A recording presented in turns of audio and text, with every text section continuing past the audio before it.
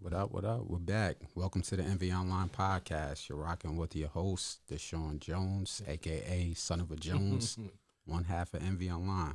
Yes, and his partner Azar Johnson, and the other half of NBA Online. Definitely, man. We back, so we got to start it off right. Let me paint the picture real quick. So, on our last podcast about a week and some change ago, we were discussing basketball, the WNBA. Yeah, I guess we were. Yeah. And the topic was the New York Liberty. And one of the takes that we had during the end of the segment was, will the Liberty make the playoffs? Yeah. Azar Johnson said no. Deshaun Jones stood 10 toes down. Again, we've been rocking with the Liberty since 2011.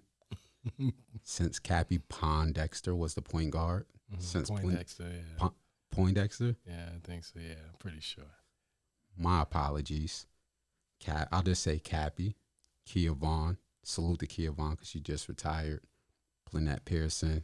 They drafted Sidney Colson, Alex Montgomery, and such. So I was standing 10 toes down. And we had a little wager on that. Yes, we did. I said, we putting up a case of Pepsis. Yes. So can we do the honors? Because the Liberty made the playoffs, sir. I need my case of Pepsi to start the podcast off right. Okay, so I just want to say that I want to apologize to New York Liberty because I took the bet that they weren't going to make the playoffs. So and being that I lost that bet, I'm going to have to give Deshaun Jones his case of due.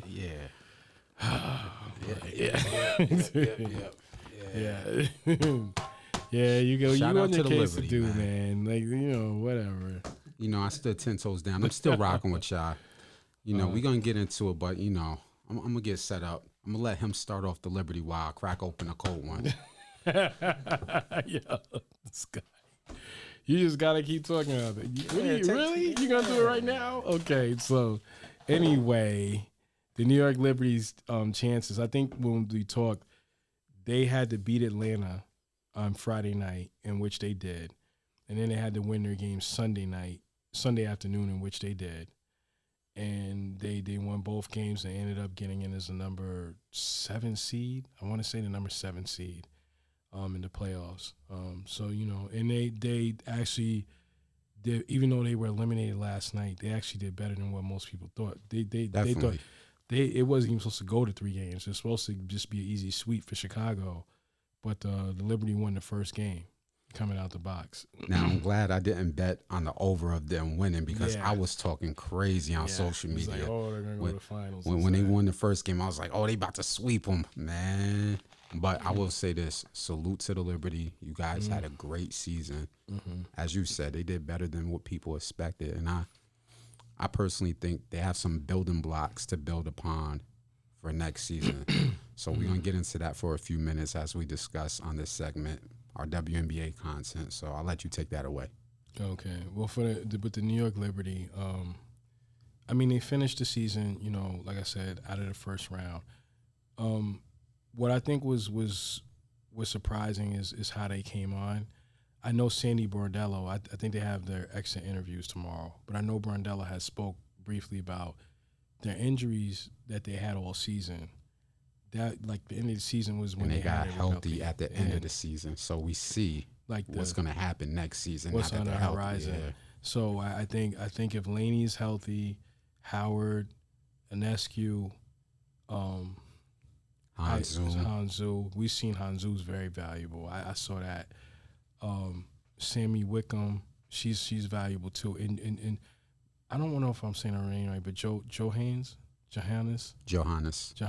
she's very ill too on the guard level. She can get assists and she can score. She's a double threat. Who's the guard that comes off the bench with the braids? Dangerfield. She's great too. She's great. She came in and filled in great. I don't know if they're gonna bring back Dee Richards and Jocelyn Wallaby, who also filled in great. Let's pump the brakes on. We haven't heard nothing. Right, we don't want to start no rumors. I think what makes me look at them, like when I saw Dee come in and do what she knows how to do best, and she plays great defense. She can assist. She assists in the games. she complements whatever the Liberty are doing. Whatever you need her to do, she does it. Willoughby was the same way. She assisted and complemented whatever the Liberty were doing. So, I mean, to me, they definitely, but it seemed like when Laney got healthy, they, kind of, Dee kind of, I don't know, for whatever reason, they didn't put her in the lineup. I don't know what reason it was, but I think they just they have so many players. So it's but so many players can get in. But if the Liberty are healthy, you see how dangerous they are. They're probably, and this is probably gonna sound crazy. They're probably a number 4 or 5 seed going into the playoffs instead of another number 7 seed. Okay. And when you got a home court advantage, that's big. That's big. So I mean, like I said, they didn't really have home court until Game 3, and they made it come back to Game 3, which it wasn't even supposed to do that. So, salute to them. I think they're gonna have to make some tough decisions as any time with the WNBA, because I think the WNBA, I don't know, I mean, there's only 12 teams, there's 14 teams or something like that. Between 12 14, whatever, because I know they're adding 2 more teams. 2 expansion teams. 2 expansion teams. I don't know if it's next season. I'm pretty sure the season after next. But for whatever reason, anytime when you have a league that small with that many of less teams, it's kind of hard to keep, all the talent. So, I mean, Brundel's going to have some tough decisions, but it's kind of like a good tough decision, not a bad tough decision. It's like, who can I keep so we can get to the next level? This is important in basketball when we're talking about depth. Mm-hmm. We saw that with my team on the NBA level for the Celtics. Saw them get a little bit further because they was a little healthier in the playoffs. Mm-hmm. Switching back to the W, we saw how dangerous the Liberty are when they were healthy at the end of the season. And I totally agree with your take. Mm-hmm. Healthy, they're a number 4 seed. And I know next year they get back the player that they drafted this year who was out because of surgery. Yeah, I believe. Yeah. So next year she'll be healthy. So that's another layer.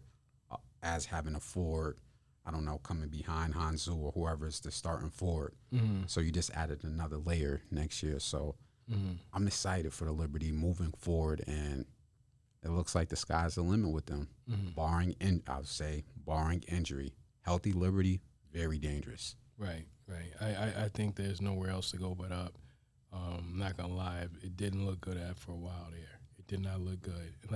It looked good to me. Yeah, Mr. 10 toes down. Yeah, let me crack my Pepsi open. There you go, man.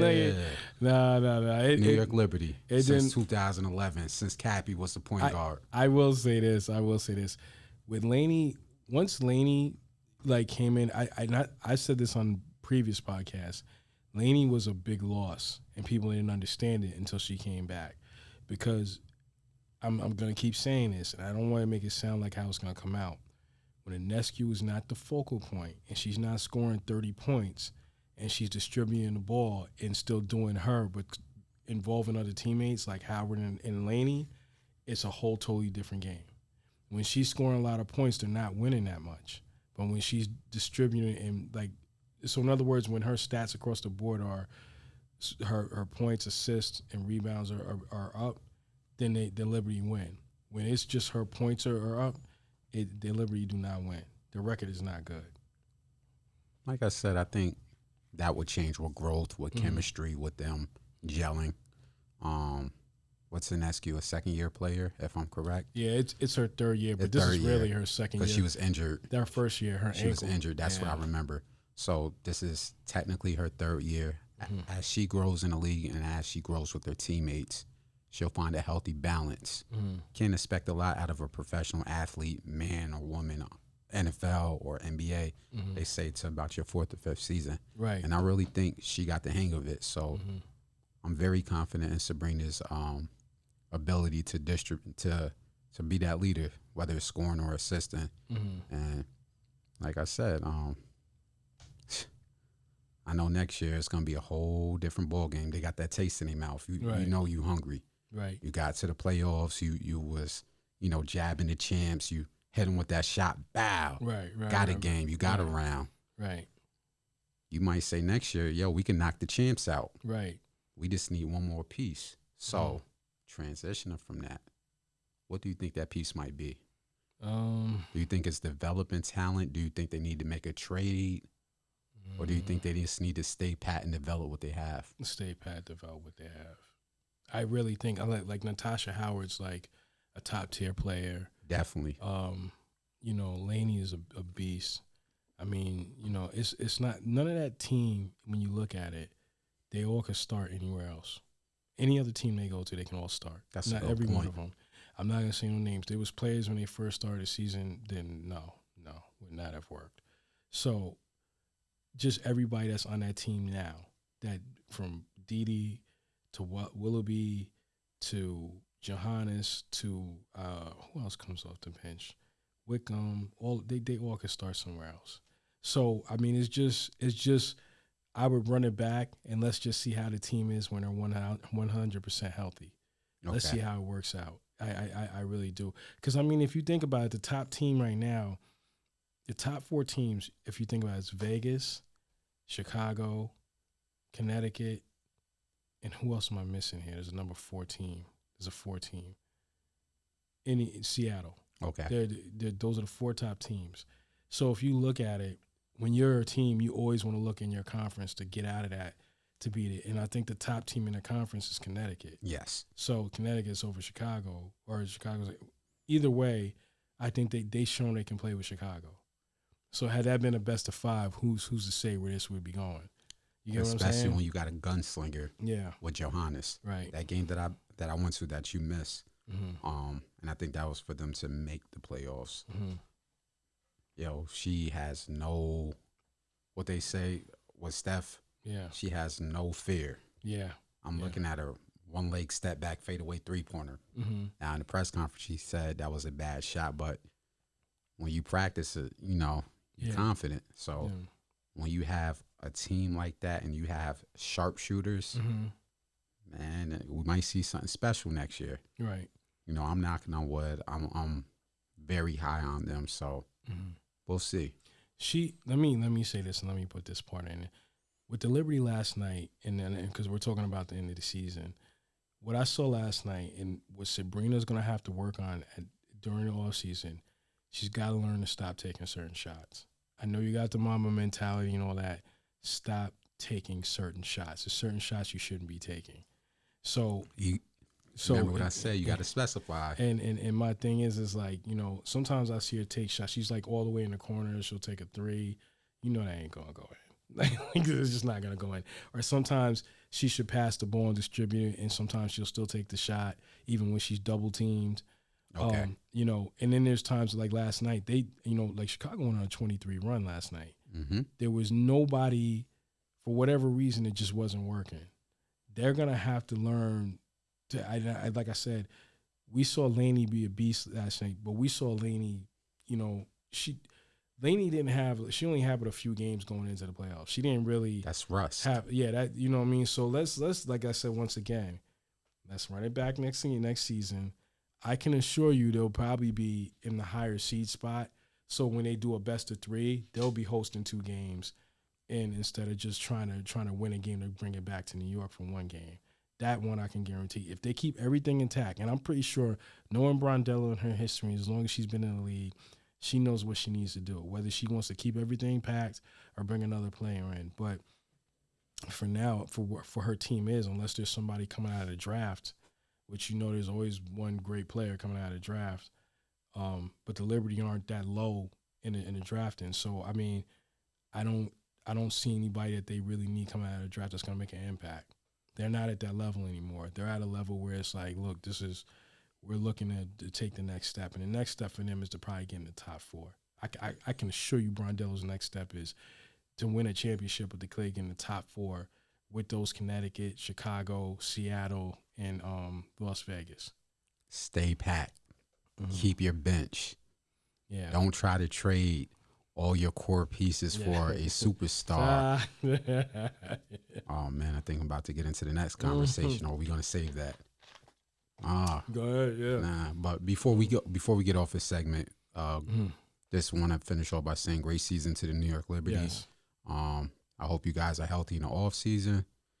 Have fun. Mm-hmm. See you next year. Keep doing your thing. Yeah. Y'all gonna make the playoffs again next year. I put 10 cases of Pepsi on that. Oh Lord. Yeah. 10 toes down since 2011. I predict they'll be hosting. My season in reviews. They'll be hosting at least the first round. That's at least what they'll be doing. I'm with you on that. Salute to the New York Liberty. Yeah. So, transition into the next segment. Do you want to stay in Brooklyn or do you want to go somewhere else? No, you stay in Brooklyn.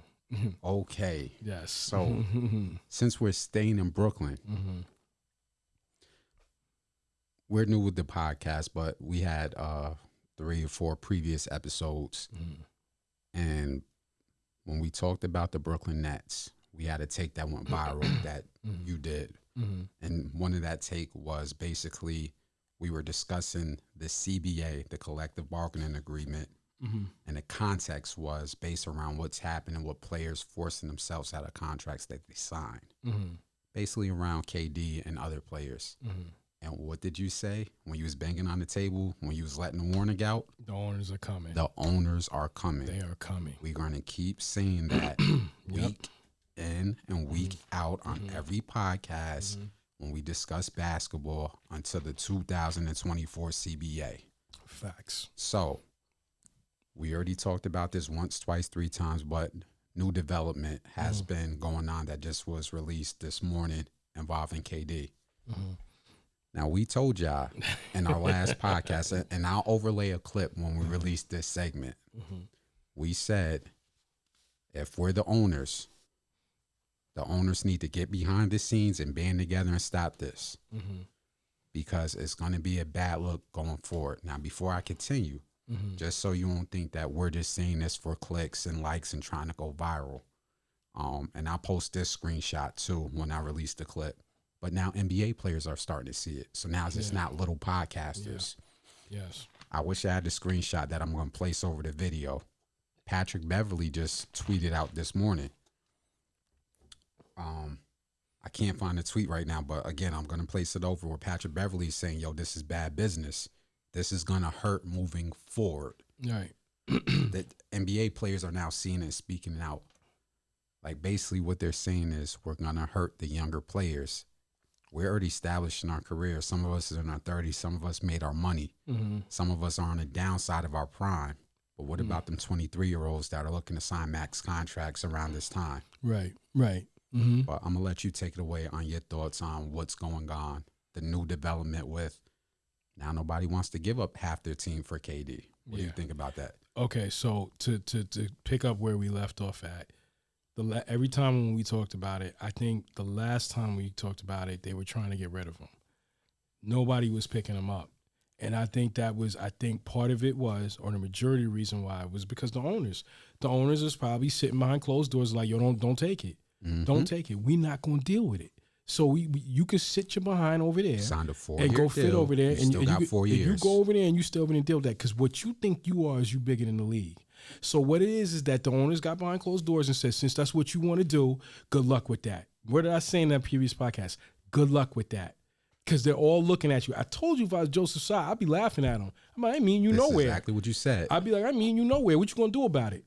What are you going to do? I will make you sit there for 4 years and I'll pay you and that's fine. You can sit there. It's not going to hurt me. It's going to hurt you down the line. Who's going to want you in their locker room? What are you going to do? You're going to ball? This is how he should have looked at it. And I didn't even get to start where he really left off at. You are in your 30s. Okay, you got a few more years left. When this contract ends, I think he's supposed to be like 38. Yeah, I think he turns 34 in September. I would have dared him to sit out. What you going to do about it? You're going to be 38. Good luck on somebody picking you up, and you ain't even going to get what you want. You're going to be begging to be on a team at that point. So that's if he hasn't retired at that age. I'm not saying now. I'm talking about when he's 37, 38. So I don't think Durant has really thought this through. But let me put this clear. When we left off, he was trying to get traded. Then he comes out and leaks it out, well, it's either Steve Nash goes, who I told you to go get and bring him in, and I want Sean Marks to go, and both of them go, or I'm going. And I guess he had a meeting with Joseph Tsai, and then they all came to terms. He had to come to Jesus moment. Right. You know what it was? They probably told him, like, look, either you roll with it, or we're just going to stand pat. We're going to stand back. We don't care. We don't care. Because I know them owners went to sign and was like, yo, don't bend. And we're not trading for him. They couldn't get one person. Real quick, because, we're not trying to stay on one topic for 30 minutes. Yeah. No, we got time, though. Yeah. Just in general. When we discussed this, see, what he saw was what the team got for Rudy Gobert. They got like 5 first-round picks, 2 players. Right. He was like, well, I'm KD. Right. That's what y'all did for Rudy Gobert. Y'all about to offer 7 first-round picks. Mm-hmm. Understanding that that's working against you. You're right. You're not Rudy Gobert, so we're going to make an example out of you. Right. And we're going to make an example out of you because we're going to show. And I'm all before somebody starts saying, oh, well, you just shucking and jiving for the owners. No, I'm all for the players getting the money. But one thing that you're going to understand is, what did you say last time? You're hurting the younger black players that y'all think y'all care about. Facts. The CBA is coming in less than 2 years where y'all have to renegotiate terms. Y'all are going to put them younger kids that are on the verge of signing their max deals and a hell of a lot of hurt with the stipulations that the owners are going to want. Mm-hmm. They're going to leave with something at that table, and y'all not going to like that, but go ahead. Yeah, he made those demands, which was insane, and I laughed. I know Joseph Tsai was laughing. I know Sean Marks was laughing. And I know Steve Nash was laughing because they weren't going to go anywhere. You and KD and Kyrie Irving have both made this a mess, and they're making it bad. And the difference between Gobert is not pairing up with somebody and then acting out and showing his behind. You want out because it's not working out from what you decided to bring in there. So what everybody's saying, from Stephen A. Smith to Shannon Sharp, every one of them, we've all said it, and I've even said it, and you said it. Like, you kind of went out here and now you're making demands. Like, really, KD? Who are you? You've never brought a title anywhere. You couldn't do it. And let's be honest, and this is the side shot I'm going to throw. When it was just you and LeBron, man on man, LeBron mopped the floor with you 4-1 in the series. I remember that. Right? Oh, so, you're talking about when he was on the OKC Thunder. Yeah, right. But, hey, and you were in your prime. Didn't he get his revenge with Golden State? You're not going to give him that? Really? Because you got Steph Curry and Klay Thompson, all them over there, and Draymond Green. Really? Who did LeBron have when he crossed him up and made him fall? My God. It was like 4-on-1, man. Okay. I wish it, shouts out to my man Drew. I hope when we get him, we're going to get him in soon. We're going to get him in. He's like our Woj. Really, like LeBron, that was like 4-on-1, man. That was 4-on-1. So let's be real. Like this was KD's one chance to show, yo, I can go and build my own team and I can do it. The owners and the GM gave you what you wanted. Steve Nash is not going nowhere. Even though, let's be honest, as a side note, Steve Nash didn't deserve that job, but whatever. Who would you have put in his place? Who in front of Steve Nash's place? Yeah. Right now? I'm just saying in general. In general, I have to put like a coach that's not going to babysit KD's mess. Okay. I get where you're going with you that. Need, if to be honest with you, if you wanted to make KD's life miserable, because I heard whispers out there about Mark Jackson. Like, he ain't going to babysit that. Like, if Kyrie wants to act like a buffoon, like, you can just go sit somewhere and go, don't play, man. Like, we don't want you here. Like, Kyrie and them, and this is the one question I want to ask. What are you going to do? What are you going to do? I'm going to do the same thing I did last time. If I was the owner, I'd just be looking like this. What are you going to do? I will give you, because I'm the owner and I'm a billionaire. I'm only giving you a certain amount of millions. You know I will still be making millions while you're old behind and sitting in a chair somewhere, right? You do know I'll just sit here and wait and pay you out and just make you sit and watch. I don't know what league you think you're going to start, what companies you're going to start, who you're going to help. Just tell me what you're going to do. I could go to the Players Association and tell them, y'all need to get those dudes up out of here because they're going to make it worse for you. That's why I know side. They're trying to make this look like we all have come to terms. I know behind closed door they was telling Katie, I wish you would. You've been leaking stuff. You've been telling you ain't going nowhere. Well, I'll be honest. You know what's hilarious? What? They first tried to get my team involved. Yeah. By leaking trade information. Oh, well, we wanted Jaylen Brown and okay, let's full stop. Mm-hmm. I know the Celtics lost in the championship. I'm over that. Mm-hmm. We mopped the floor with the Nets. Yeah. Why in the blue hell would I give you Jaylen Brown, Grant Williams, our future first picks and our bench players when Jaylen Brown's 25 and Jason Tatum's 24 and your guy is turning 34?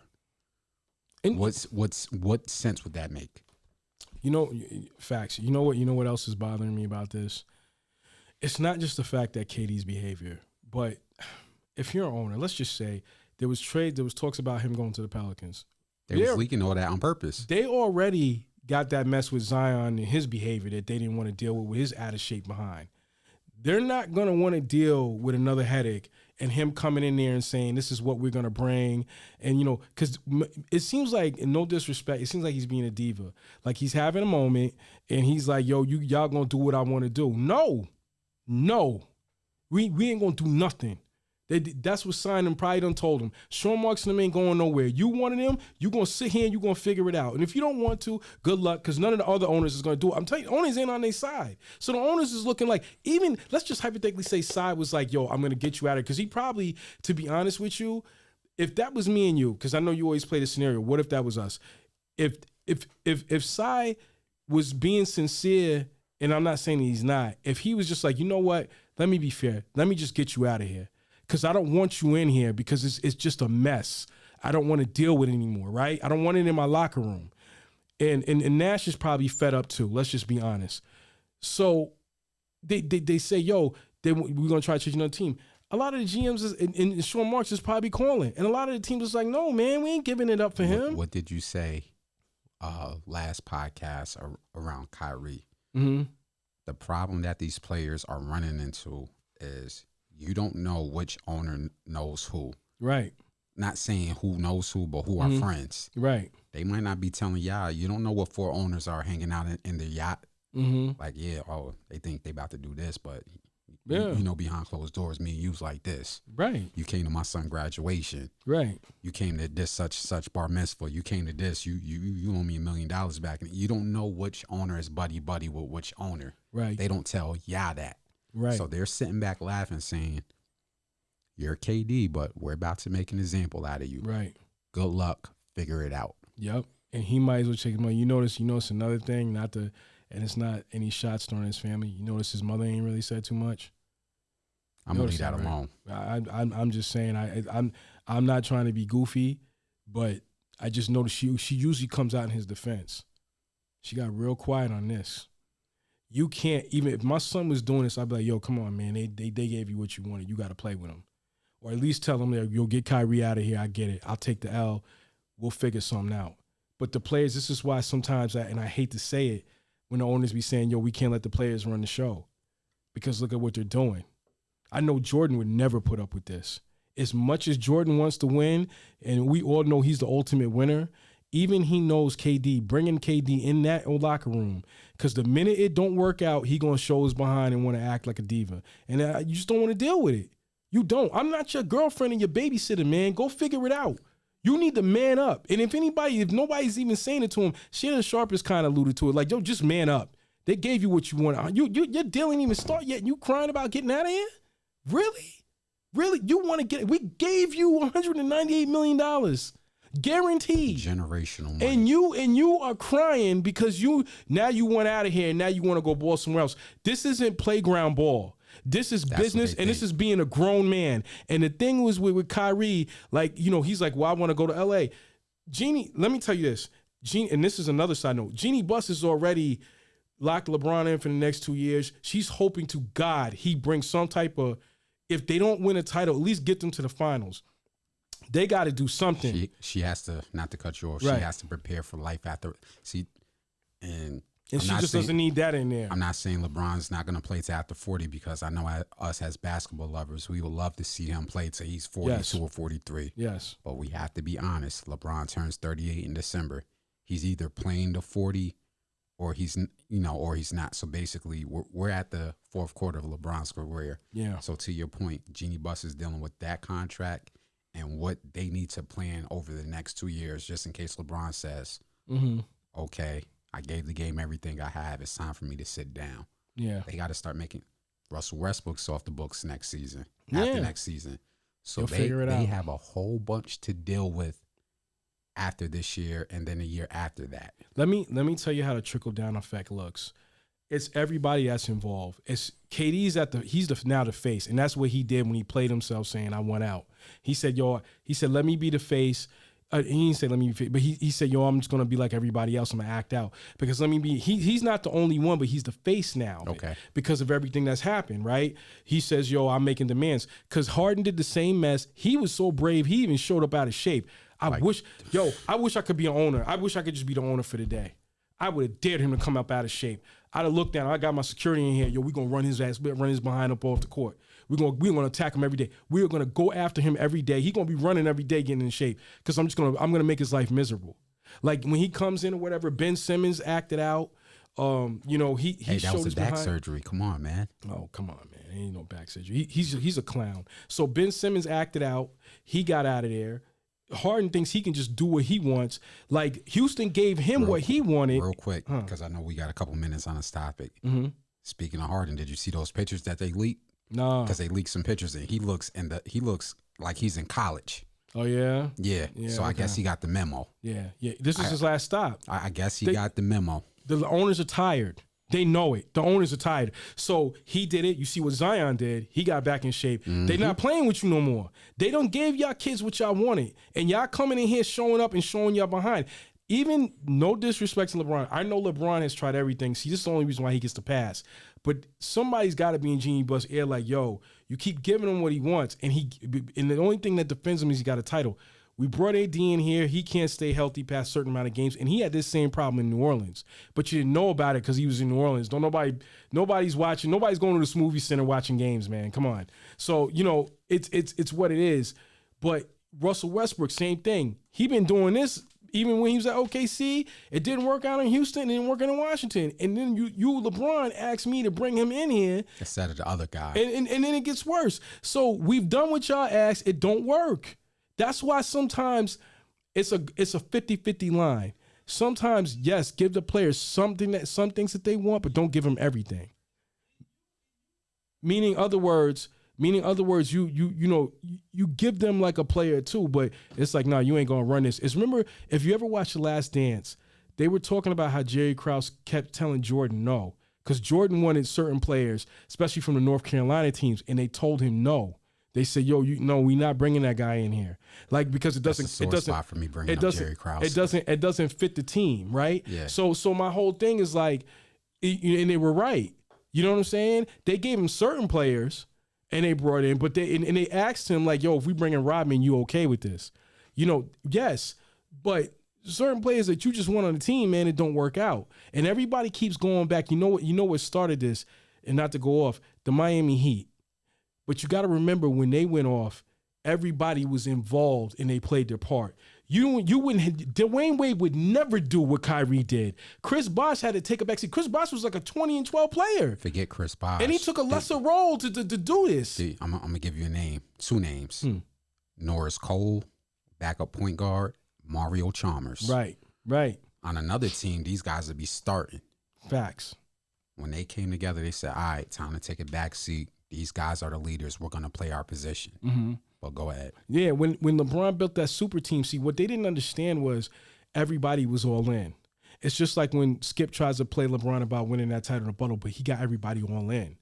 That's why the Lakers gave him what he wanted, because he gets everybody all in. Like like even with Kyrie, that's why he said he tried to talk to the Cavaliers owner, like, let me go talk to him.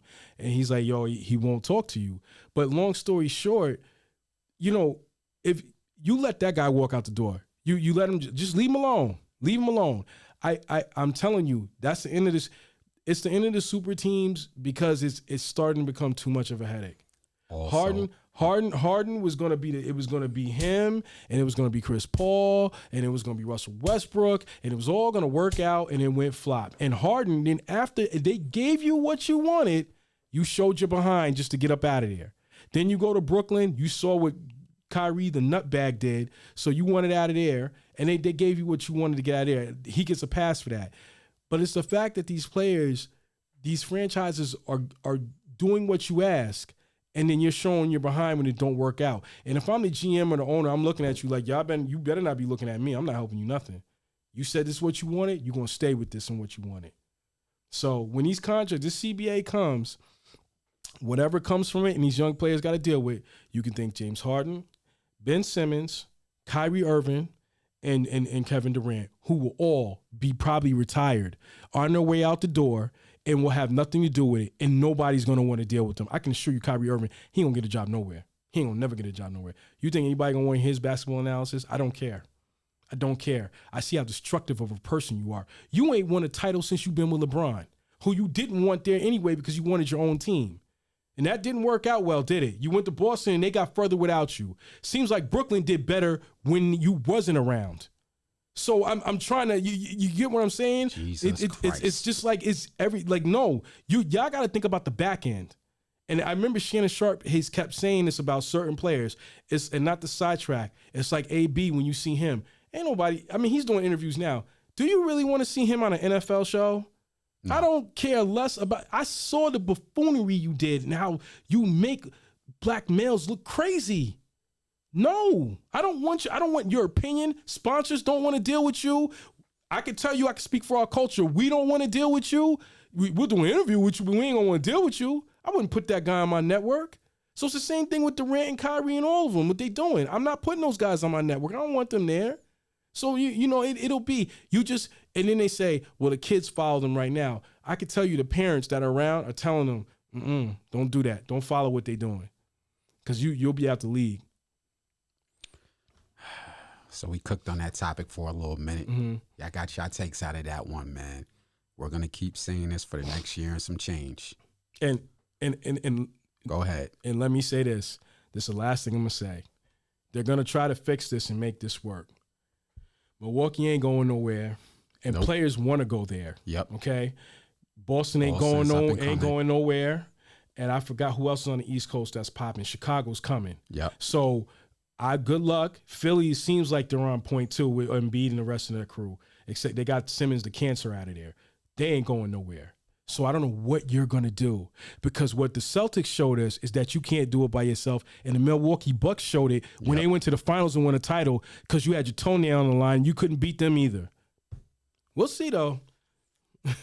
We're going to keep saying this until the CBA comes up. The owners are coming. Facts. All right, so let's transition to the next segment, man. You want to do some football, or where are we going? Yeah, we can do some football. All right. Yeah. So with the season around the corner coming up, we're going to address a couple teams on our podcast, give some takes, talk about, where we expect for them to go. We can't talk about all the teams in one podcast. It's just too much. But to start it off, you said you wanted to talk about the Giants or the Steelers. Mm-hmm. I'm going to start off with the Giants. Okay. Definitely the Giants. We in our own backyard, I figured we start there. The New York Giants, like with their whole situation, I think that, it's, let me say this, there's so much to take in from the Giants. And it's our first time talking about the Giants, because our podcast has just recently started. So let me make this clear. Let me start this. So the Giants, the storyline that's coming in for the Giants this year is that they're 4-13 from last year. The topic of that storyline is they have nowhere else to go but up, right? So the reality of it is that this is all stemming from the bad decisions that they made. Everybody wants to blame Gettleman, which, yes, he is a part of why they are starting from scratch again. But this is all going back to, and the reason why I'm bringing this up, because we've never had an opportunity to talk about this. So the Giants, because they felt pressure for the whole Eli Manning, they held on to Eli Manning too long. Oh, just like the Steelers. Let me get one in. Go ahead. They held on to Eli too long, just like the Steelers held on to Ben Roethlisberger too long. Facts. So I guess that's going to intersect. Facts. But go ahead with the Giants. And we're going to get to them too. But the Giants held on to Eli Manning too long. And where I'm going to go with this is, and this is the one stat I'm going to bring up when I start this. So the Giants haven't been to a playoffs since 2016. You know when that happened? I'm gonna tell you. I'm gonna remind you when that was. That was when you saw Odell Beckham and Trey Songz and all them on that boat the week of that they had a playoff game. Now that it was fine. I think they could be out of town, whatever they could do, but it was just a bad look because the outcome of that game, the optics, right? So nobody would have said nothing had they won the game, but it was just a mentality. Anyway, long story short is, I think that at some point, and where I'm starting with this, I think at the time it was the general manager, what's his name, Jerry Reese, and Ben McAdoo was the coach at the time. I think they saw what was coming. Mm-hmm. They said, "Yo, we got to move on." So they had started. It wasn't looking good the next season because the Giants had made the playoffs. So it was kind of like, let's see where this goes next year, and it didn't look good. So they had benched Eli. They started Geno Smith. It was a whole big thing because Eli had the consecutive game starting streak. Then they released Ben McAdoo, right? They let go of McAdoo that year, and they let go of Jerry Reese, right? Because they wanted to show they were behind Eli and maybe that they were wrong for what they did. Okay. So then they bring in Pat Schumer because they wanted to put the Band-Aid on because, and not that Schumer's a bad coach. I just think he was there to be the fall guy. And maybe I'm wrong, but it just didn't look right. So you brought Schumer in because you thought Eli had something left in the tank. Mind you, you drafted Daniel Jones. I think at this time they still had Davis Webb. If I'm not mistaken, they still had Davis Webb. But then at some point, the Eli thing wasn't working with Schumer, right? Schumer brought him in. They brought Schumer in. They brought Saquon Barkley in.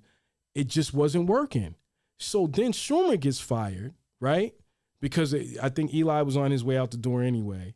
And then they brought in, and Eli retired, and then whatever, he moves on. And then Joe Judge comes because that was clearly the guy that was going to take the Giants over to the next step. So mind you, you are now, fast forward, it's 6 years. 6 years. You've had Ben McAdoo, you've had Pat Shermer, and then which you made the fall guy. Let's just be honest. You made the fall guy, right? Facts. You made him the fall guy, and then you went to Joe Judge, who was the special teams coach for the New England Patriots. He wasn't a guy that was there from day one, changing the system. He just learned from Belichick. I mean, is it that bad that y'all want to be that down? That's my question when they hired him. That's how bad you wanted to be down? You was willing to hire the special teams coach? Really? Really? And let me put this as a side note. All these New England Patriots assistants, how they doing right now? Other than Brian Flores, who, and no shot at him, he couldn't even make the playoffs even with his roster, right? And, we won't talk about that right now. But all those New England, Matt Patricia, don't work out. Josh McDaniel, when he went to Denver, it didn't work out. Charlie Weiss, he's been in Notre Dame, that didn't work out. Romeo Crennel didn't work out. Because trust me, Cleveland had bad years, and Kansas City, he did worse. And the Texans, they just said, we're going to keep you here. So all this New England Patriot way, which is all really just a bunch of BS and AKA a code for we ran with Brady, we like Brady, so we did whatever the coach really asked us, but it was really Brady that had us rocking the way we had to. But I'm sidetracking again, I apologize. So the Giants brought this guy in. He was supposed to develop Daniel Jones. Never happened. Never happened. The team got worse. Let me go here with the stats. So the Giants last season, they finished the season 4-13. They were 1-5 in the division, right? They ended the season on a 7-game losing streak. Mind you, they started the season 1-3. Tridash. Right. Then they right. So this is and then Daniel Jones, he seems to keep taking the heat. And in the thing is like going into this season, like so they're trying to make Daniel Jones the fall guy. They didn't extend his 5th-year option. Mm-hmm. So usually when you draft a kid, you keep him 4 years. You gotta exercise the 5th-year option. They didn't do it. They said we want to see what happens this year. I'm not making excuses for him because I don't know, to be honest with you. The part of me is wondering why they drafted him anyway. I don't really remember Daniel Jones in college. I don't. Can I interject? I don't see. Yeah, go ahead. Do you think that he's having the same problems that Saquon had prior to his injury? Because I know he got injured at one point, mm-hmm. which was a lack of a strong line. Because I heard that talk around Saquon Barkley around why he couldn't get certain yardage because the line was Tridash. Yes. So I want you to go into that if you think that's the problem that he's also suffering for as well. He didn't have a line. He didn't have a running game. He had a horrible coach that couldn't develop him. I think that the team, that the owners and them, they came out and said they wasn't behind him. They said they didn't do their best to develop him. But so they didn't. So you say that, you take responsibility for it, and then you come out and say, well, we're not going to explore the 5th option when you see what you got. He's starting all over again. I think he was there when Shermer got there, when Shermer was still there. So now you're talking about this is his third coach. This is this kid's third coach. In 4 years. And you're going to ask him, and mind you, that mess that he was dealing with Joe, whatever, that I got no words for that. So let's get the statistics of how bad it was. The Giants there's 32 teams in the league. Yep. The Giants were 31st in total offense, 31st in passing, 31st in rushing, and 31st in total points scored. Pretty much dead last in every statistical real category. Bad, right? So what did you do to surround this kid? I don't know. And then they're also talking about Saquon Barkley. They're like, well, we want to see if Saquon could go back to what he was. Well, what did you think was going to happen? You drafted this kid, and then you made him run behind a line that was horrible. Okay, and he ended up getting injured, which we all knew they was going to run this kid into the ground. I saw it coming. They were going to run this kid into the ground. That's why they gave him that money earlier. They knew what they was about to do. So they ran the kid into the ground, and now all of a sudden he has to prove himself. Really? He has to prove himself. Mind you, he came into the league doing what he did, and then with nothing. Because I'm sorry, because real quick, I remember when Beckham Jr. had said, he's like, yo, we got Eli out there, and he's like a sitting duck. So if we know that, we really ain't got to really watch. So what we got to do is watch the run. Go ahead, I'm sorry. We just got off talking about basketball. Mm-hmm. Do you see what the NFL players are going through with them having to prove themselves? Facts. When they're in bad circumstances? Facts. So I just want you basketball players and NBA players to look at what NFL players have to go through when they're set up for failure. Facts. They have to prove themselves or they're cut without pay or their contract gets thrown in the garbage. But I just wanted to throw that in there because we just ended talking about how diva-ish certain NBA players are. And now when we deal with the NFL, we see what they're going through. But go ahead. Right. It's basically bottom line, and I don't know if people are not following what I'm saying about the Giants. They tried to bring a New England system in, and it didn't work. That's bottom line what happened. You tried to bring in a New England way, and it did not work, okay? So now you're restarting over again. You got Brian Daboll, I think that's his name, the Buffalo Bills offensive coordinator, who is great at what he does. Great. He develops quarterbacks well. It seems like the Giants asked him to come in with the guy from Buffalo. There was another management guy. The guy that's a general manager now for the Giants, he was in the office with the Bills. So he knows what to do. He helped develop Josh Allen and take that franchise to another level. What ends up happening is, long story short, it seems like what they're asking them to do, let's see what we got here. Let's see what we can do for this season, and let's see if we can get better. The objective and the goal is for them right now is to just get better. That's it. Just get better than 4 games at this stage right now. But is that even good enough? As you just pointed out, it's been 6 years since the playoff. Yes. So what? We're gonna win 6 games next year and throw a celebration? No. It's because this is. Let's be honest. The Giants ain't never gonna admit it. They said they didn't give Daniel Jones everything to succeed as a quarterback. Right? We all know it's a quarterback-driven league. Or even if you have a okay quarterback or a guy that can play great. But he's not Patrick Mahomes, but he can still play great, right? You could get to a Super Bowl, you can win a Super Bowl, right? They didn't give Jones that he doesn't really have weapons. I mean, he has some. So let me give what he has. He has Kadarius Toney, Sterling Shepard, and Darius Slay, right? That's who he's working with this year, okay? And they beefed up the line. They got Evan Neal, and they got some pieces defensively. They've been okay defensively. Defensively, they're not bad. So I think for them, they're just trying to take the next step forward because I think they look at, now I'm going to tell you, when you look in their division, the Giants are going to have to start looking to compete to get better because if you look at it, Dak Prescott's not going nowhere. And we all know Jerry Jones is going to break his. Where is he going? He's gonna break his. Even if he's not, but he's going to break his neck to keep the Cowboys competitive. The Eagles have made it clear by what they did in the offseason that they are all in to taking Jalen Hurts to the next level, right? I can assure you, even with all the mess that the Washington Commanders are going through right now, when you got Ron Rivera running your team, he's not going to let that team fail. even with Carson Wentz. And much as one people want to say about Carson Wentz, he does win games. I mean, Indianapolis was in a playoff hunt, whether you want to admit it or not. The Giants wasn't even in a playoff hunt last year.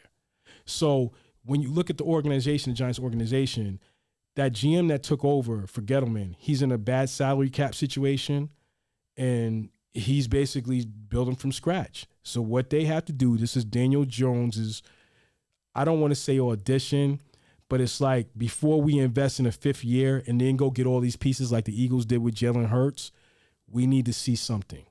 It's like when you saw Josh Allen with the Bills before what's that receiver's name? Before Stephon Diggs got there, yes, Allen was spreading the ball around, but he still didn't have that guy if he went up against Patrick Mahomes. He didn't have that guy to do that, right? Mm-hmm. But you knew you knew he could get the ball. You knew he could do what he could do, right? So he just needed that guy to add to the pieces that he already had. They need to see something like that from Jones. Yeah, we're back. So I wanted to ask you while we're still on this segment real quick. In your opinion, so you just laid it all out. Yeah. You went into the whole spill and you cooked them pretty good. Do you think it's clear that he's the fall guy, Daniel Jones?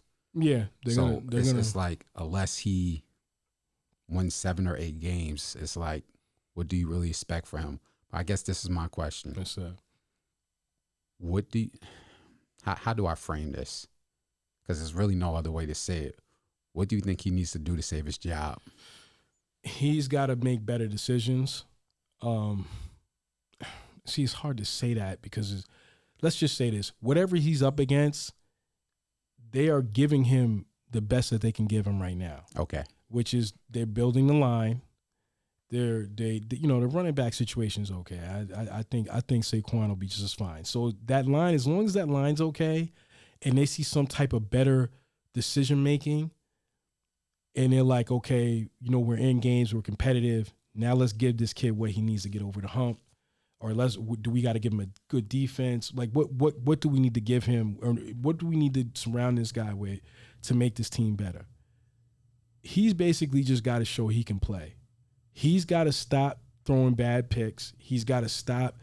If you got only a certain number of time with the line, you don't got a best line. You better start learning how to be mobile. If you got want Daniel Jones to be mobile, it's God bless. I mean, not like I don't want him to try to be like Kyler Murray to spread offense. Yeah, but exactly. he's gonna have to learn. He's gonna have to just do better than what he did last year. Okay, and I know he got injured, but it's the thing is that they're gonna surround you with a little bit of better line. We just need to see you be better decision maker. And his body of work will speak. If his body of work is better than it was last season, they're going to keep this kid. They're going to roll with it. But if they don't, then they're going to have to start from scratch. Because I can tell you now, Tyrod Taylor's the backup. And I seen what Tyrod Taylor can do. No disrespect, but you just might, your season's over.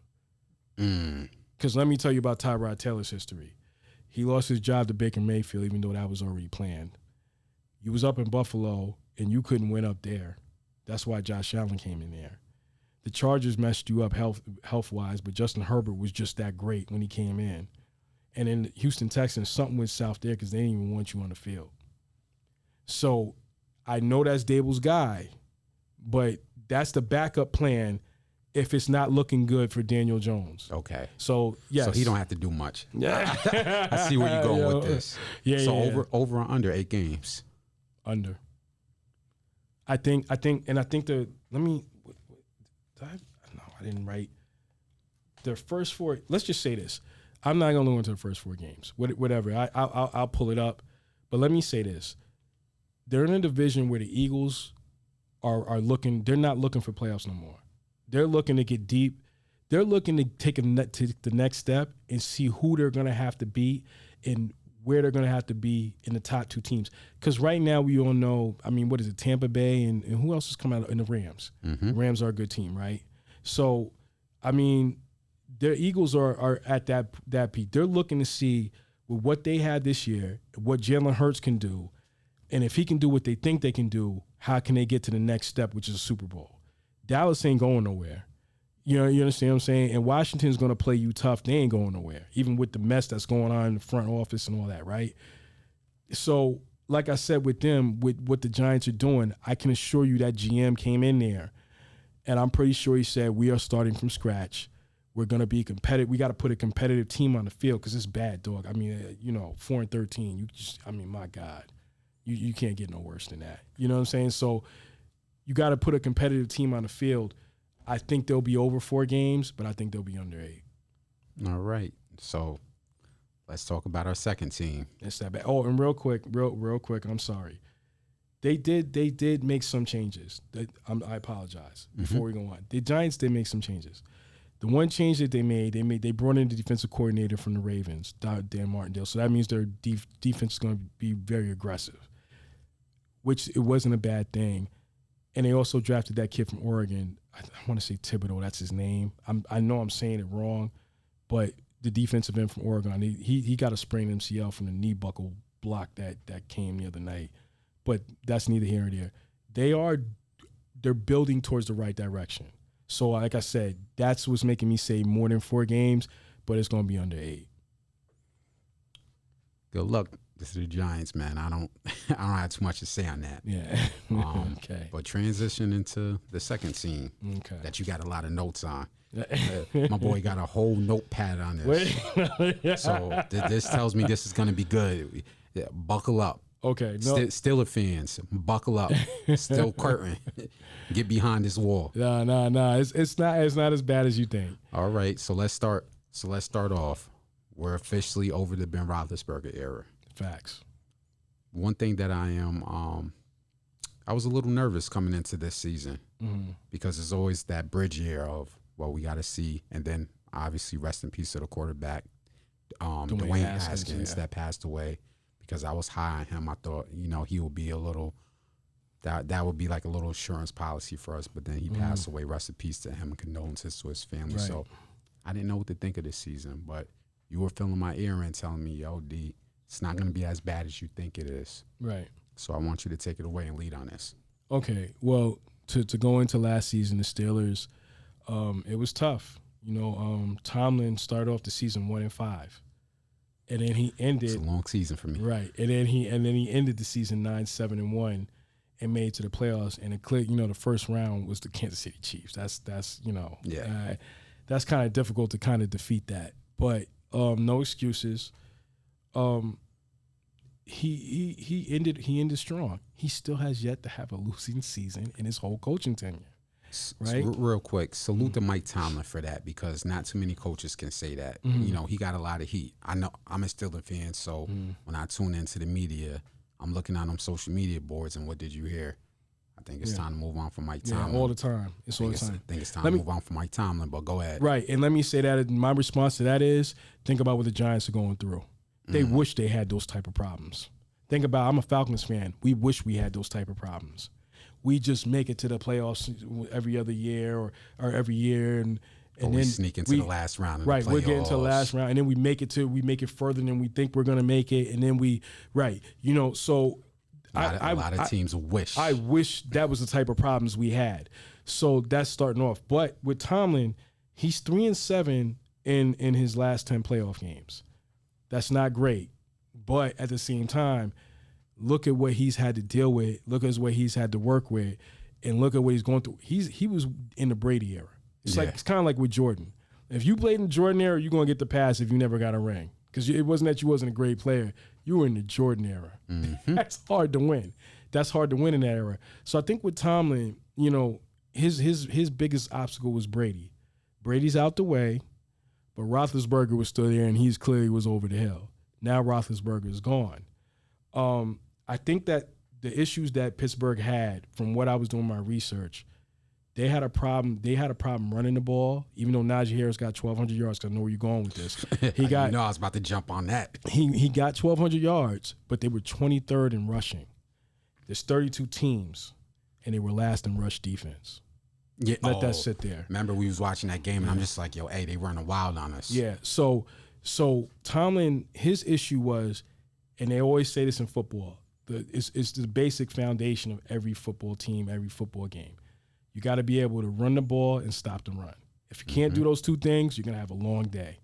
And how he fought through that with those stats at 9-7-1 is unbelievable. Now, let me also say this. When you're last and when you're 23rd and running the ball, and you kind of can't stop the run. It's different if that was the Kansas City Chiefs because they air you out all day. Yep. So when they're 23rd and rushing, it's like, we know why they're low down and rushing. But when you're a Pittsburgh Steelers football team, okay, and we're not in the days of AB and what was the other kid's name? Le'Veon Bell. Right, all those weapons they had. Weapons. That's not you. Done. Right, you wasn't at that. So to sit and hear that being said, that was kind of shocking. So what Tomlin did this season was he went out and I think they spent money on a center and a guard. And a center and a guard. They're trying to fix the offensive line. They spent $70 million on the offensive line. Let that sit there. They also went out and got Mitchell Trubisky, who got a bad rap in Chicago and can clearly play. They drafted Kenny Pickett, where reports are coming out of camp. Have you seen that? They said he's ready to play now. Yeah, buddy. I'm hyped. They got Mason Rudolph, who he knows the system. Next. He's in the short. Let me tell you what's happening right now with the quarterback situation. We're going to start there. Right now, those three quarterbacks are all playing for jobs. Mm-hmm. Pickett's okay. It's just when is he going to start? Trubisky's okay. If they're looking at Trubisky is can he beat Pickett out for the job? If he can beat Pickett out for the job, if he beats Pickett out for the job, because they only signed him for 2 years, right? So if he beats Pickett out for the job, they're looking for the franchise. Either Trubisky's going to start or he's going to be the backup. With Mason, they're looking at it like, you better show us why we need to keep you here. You better show us a reason why we need to keep you here. Because it's no longer going to work. It's no longer going to work that you were the backup to Ben and you were our insurance policy for 5 games. Yeah. We're not doing that with you no more. You need to show us why we need to keep you here. Did you see Pickett Yes. airing it out? Yeah. Kid has an arm, man, Yeah. and I'm hyped for him. I hope health does him good, man. But go ahead. So it's what a situation is. Their running game, of course, with Najee Harris, and they spent money on that line. Now, and I think running the football in that they should be good. They might have some painful woes with the receiving. Now, I'm hearing about they drafted this kid named Calvin Austin. Mm-hmm. Okay. And I think that they're looking at Chase Claypool and Deontay Johnson because they let Juju Smith-Schuster go and they left James Washington walk out the door also. Yeah, so I know why they let James Washington walk out the door. Why they let James Washington We was watching that game with them 4 drop passes. Like he needed some stick 'em on them gloves, man. I don't know what he was doing. So with him, they're what was I gonna say? They're basically looking at guys to step up. Like on the offense, they'll be competitive this year. Let's just say that. They'll be competitive this year. But the thing is that they're fixing what they're doing is, and what Pittsburgh is smart, they're fixing what the problems were last season.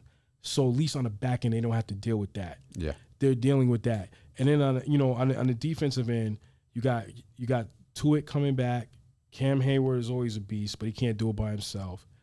They got Miles Jack from Jacksonville, the linebacker, so he can help. They're looking to stuff the run. They made that middle of that defense strong. So you got TJ Watt on the outside, you got Tuitt and Hayward on the inside, you got Miles Jack on the back end, and you got Fitzpatrick. What's his name?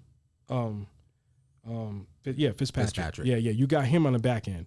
So you have the middle of the defense that's kind of strong. When you have a strong defense in the middle, you make everything go into the middle. You get what I'm saying? So I think that's what they're looking at. Now, let me say this about Pittsburgh. I understand, and Tomlin always finds a way to do it, but you got to remember, Lamar Jackson's coming back, Joe Burrow's not going anywhere, and whether the Browns got Jacoby Brissett now, they got Deshaun Watson coming. Okay, so I want to the transition. I want to make sure what I'm saying to you is. This is not. I think Pittsburgh's looking at it, and we've talked about this before.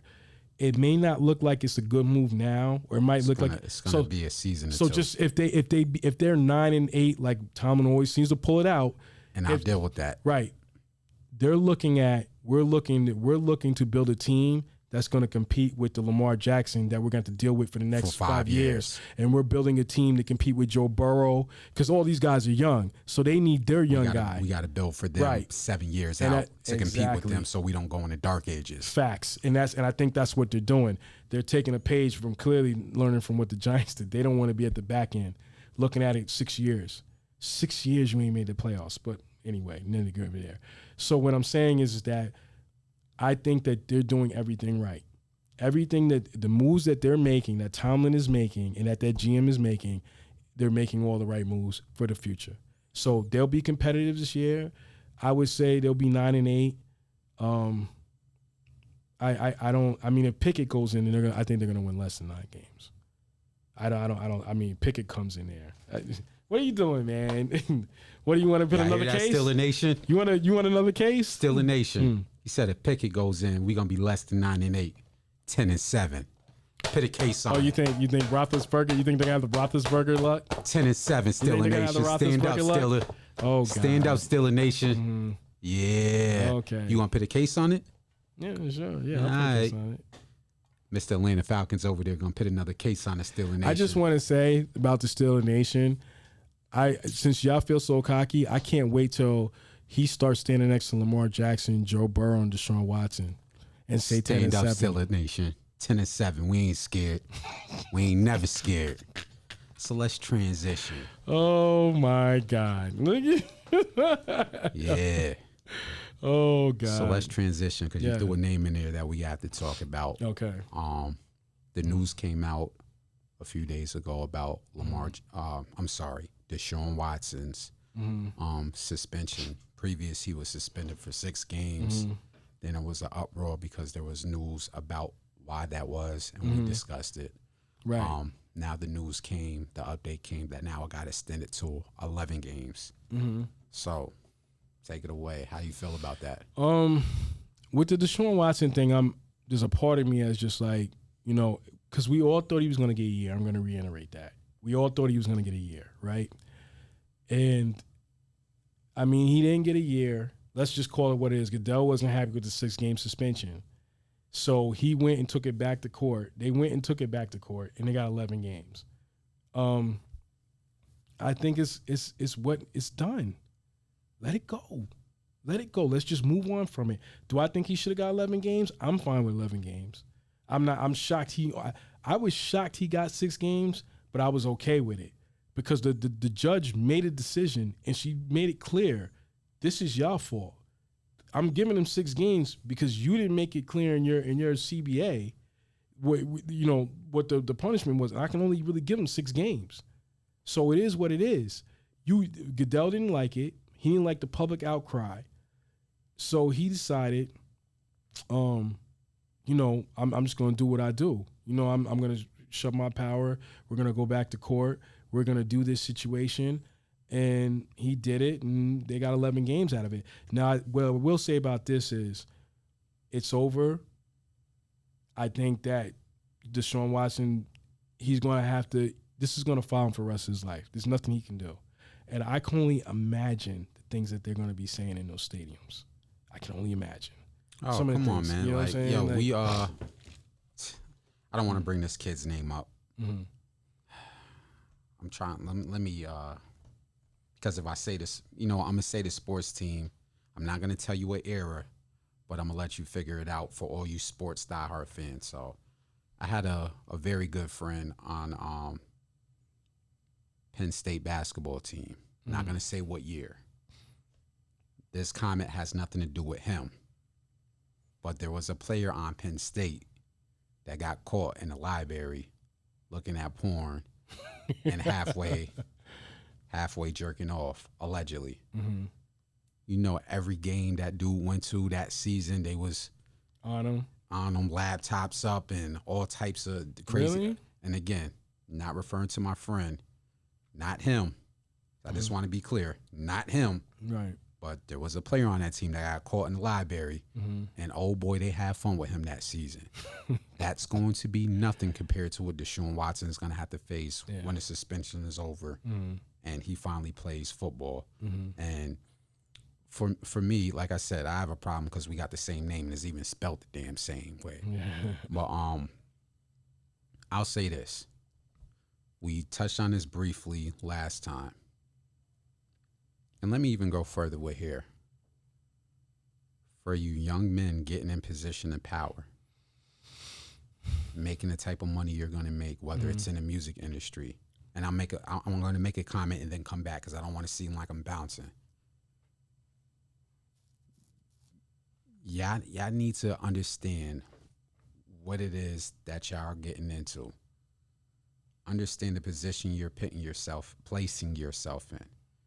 Now, the comment I'm going to make is not dealing with football, but it's dealing with a record executive that's been making a buffoon out of himself recently over the last week over social media. Sorry, Irv Gotti, like you're damn near ruining your legacy. You're making yourself look like a certified weirdo, bringing up Ashanti 20 years later. Everybody can do math. When you're bringing up all these stories about what you were doing with her in the studio, she was 20 years old. You were about 29, 30. But there was a power dynamic of you being a record label executive and her trying to get into the music industry.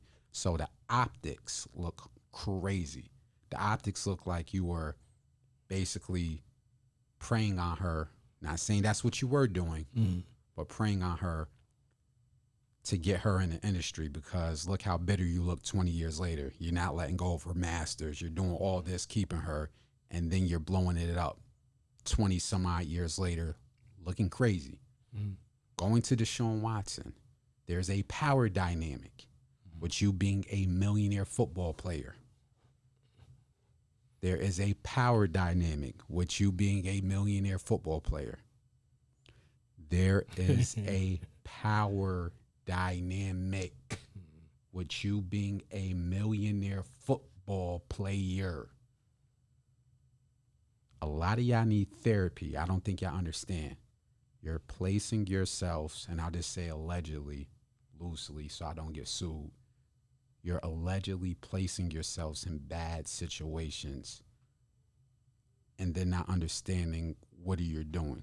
Because the allegations that we all heard, this is not rumored now, it's not speculation, everybody's heard it, sound like I couldn't imagine making that kind of money and hiring a therapist, what was it? Massage therapist, yeah. It wasn't just hiring, it was how many he was hiring per month. Yeah. Crazy. I'm not gonna go into my whole tangent on that, but to the young, it was bad. But to the young men getting into any form of entertainment, and I'll just take it off the table. To men in general,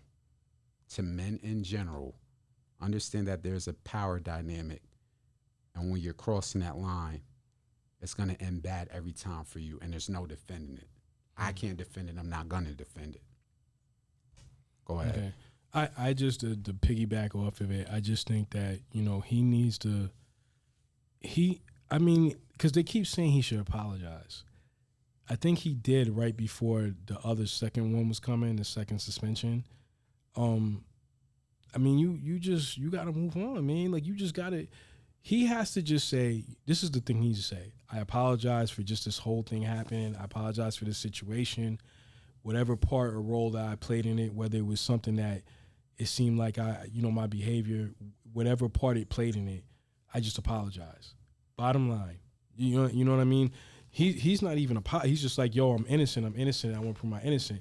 Let me say the one thing I did have an issue with, and I saw RG3, and the nerve of him out of anybody talking. He was like, yeah, I think the NFL failed, and I think that they dropped the ball on this, and they could have went, and I don't know why Deshaun Watson didn't stand up if he feels like he's innocent. Number one, he couldn't. He's in a civil case. I can tell you right now, any lawyer is going to tell you, just settle and get it over with and get it out of here, because the longer you let that linger, the longer you're not going to be playing. So I just think, on a side note, when people are starting to look at the civil cases and they're like, yo, he settled, because I think he just wanted to get it, you just wanted to go away. Do you know how many cases, me and you both know behind closed doors, and I'll never say nobody's names, they've settled civil cases. They just don't want to deal with it. They just go away, because they know if it comes out, whether they're innocent or not, It's gonna bring them down. They're gonna lose endorsements. They're gonna lose money. They're gonna lose deals. They just don't want to deal with it. So you just cut the check and just go away. You get what I'm saying? I think that was the case in some of these civil cases. I'm not saying that he's innocent.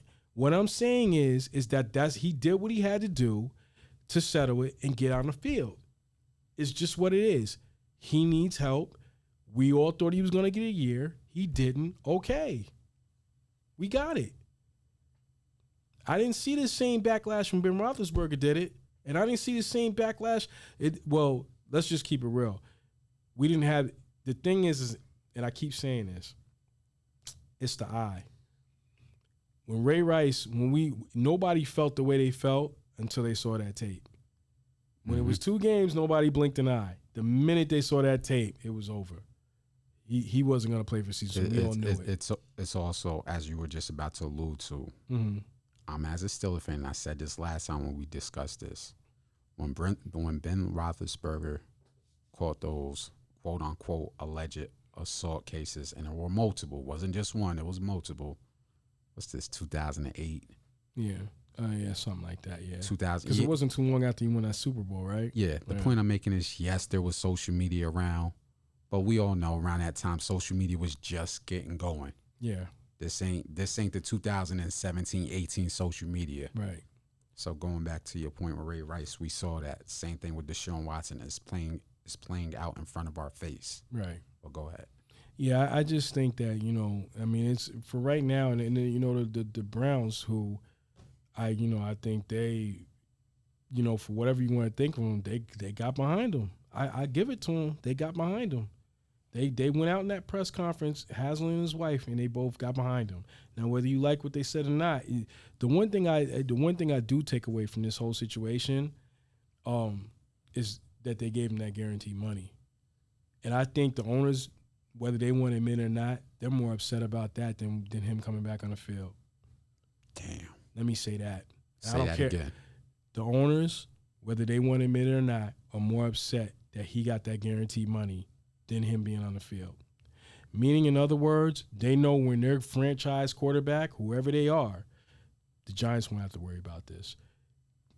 Shots fired. Facts. The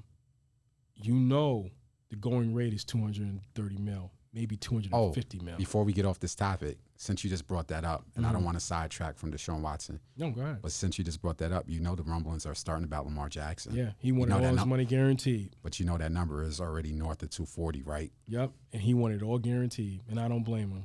Keep going. I don't blame him. So I think that's what they're all upset about. It's not about the representation. Come on, man. Let's be honest, the other owners. You know what other owners are mad? I don't care how this comes out across. The other owners were mad, and let's just be honest, and somebody else blew this up. I forgot which commentator, but he had made a point. He said the Panthers were after him, the Falcons were after him, the Saints were after him. Oh, there was somebody else after him, because a lot of people knew that down south market. The Dolphins were looking too, whether they want to admit it or not. They weren't willing to give him the guaranteed money that the Browns were. That's what that was about. Let's stop acting like you looked into the case and you were upset and you thought we can't bring that guy in here. Come on. I'm not buying it. Because I saw something. I'm not gonna get into all the different cases. They know what happens before we even catch wind of it. So a lot of these players that's involved in certain situations, you're kind of not shocked when you hear it. They just thought they could get Watson on a cheaper deal because of all that done happened. And they weren't going to will, and they might have paid $130 million. They wasn't going to give no $230 million, and they probably were on some, we'll make 80 of it guaranteed. That's what that was. It wasn't no 230 guaranteed. Because I keep hearing rumblings, you gave that guy. Well, what guy are you supposed to put in there? What guy are you supposed to put in there? Regardless of what you want to think about him off the field, what guy are you going to put in there to do $230 million? They just don't want to pay the money, and the Haslams did it, and they doing it. I hope it pays off. I think it will, though. I think it will. Well, good luck to the Cleveland Browns. Mm-hmm. I don't got too much to say about Deshaun Watson, man. I can't defend it. As much as the comments we're making, I'm not defending him. I'm more defending the situation. Let's just I'm defending, like, in other words, when players get in trouble, let's go through the process. Let's not just jump to conclusions, not just suspend everybody and do it and let the process play out. You get what I'm saying? I defend that part of it, but I can't. I had to stop reading the transcript when I was looking. I was like, I gotta stop. I can't read this. So moving to the next segment, we done covered basketball, WNBA, and NBA. We done went through our football topics. Actually, we got one more. We got some time. Okay. We got about 40 minutes. So okay. I'll lob it up to you. Which way you want to go with this? Because you hit me with the topics, man. Boss man hit me with the topics. Well, we could talk about we could talk about. Go ahead. We'll talk about it. We'll talk about the Jets. I wasn't really going to talk about the Jets, but okay. So after the Jets, we're going to touch on the HBCU. You know what? No. You know what I want to talk about? I want to talk about something. Audible? Yeah, we going to Audible. I want to talk about something real quick, and I'm going to send a shout out at the end of the show. I'm going to Audible, and we're going to freestyle this one. Okay. So let me make this clear, and I don't care where this goes. I think that, let me say this, us being, and I'm going to say this, us being black males and having a black-owned company, I think that sometimes it doesn't get respected. What I'm starting to notice in this media that has been going on for a very long time is that we don't get respect as far as media coverage. I'm not going to name names for right now, but I can assure you, if you see this video, I am going to aggressively call you out and start calling them out and making media posts. I will be the Dame Dash of it if I have to. Make it very clear. A lot of you sports programs or sports entities or sports teams, and the owners may not know because it's not really their business to dictate and decide. And, it's not out of everything they got going on, it's the last thing. Media is being treated. Some of the stuff I'm seeing, and I'm seeing it from college level, college football, college basketball, men's and women's, National Football League. Go ahead. What you want to do? Let me just make it clear before people try to DM us. We're not talking about one specific situation because we've been in a media space for over 10 years. Yeah. So before anybody gets their jersey in a bunch, we're not talking about one person. And it's not. We're not talking about one specific year. We're talking about a culmination from 2010 to 2022. I just wanted to make that clear before somebody get their jersey in a bunch and try to DM us. Go ahead. What I'm seeing is that they're not giving the opportunities to black journalists, and I don't know what the issue is. I keep hearing it, and let me make this clear. What will shock a lot of people is the people that run the media credentials look like me, and they're not letting us in. So I don't know what it is that we're not doing to make sure that we're not getting the credentials that we're supposed to be getting. But it's funny. I know people that's been in those rooms. Trust me, I do. I know a lot of them. And I see some kid that's from school that's playing on his phone, playing whatever games that these college kids are playing on their phone, and you're giving these kids opportunities. And they don't deserve them. They're just sitting there playing around, not being who they are.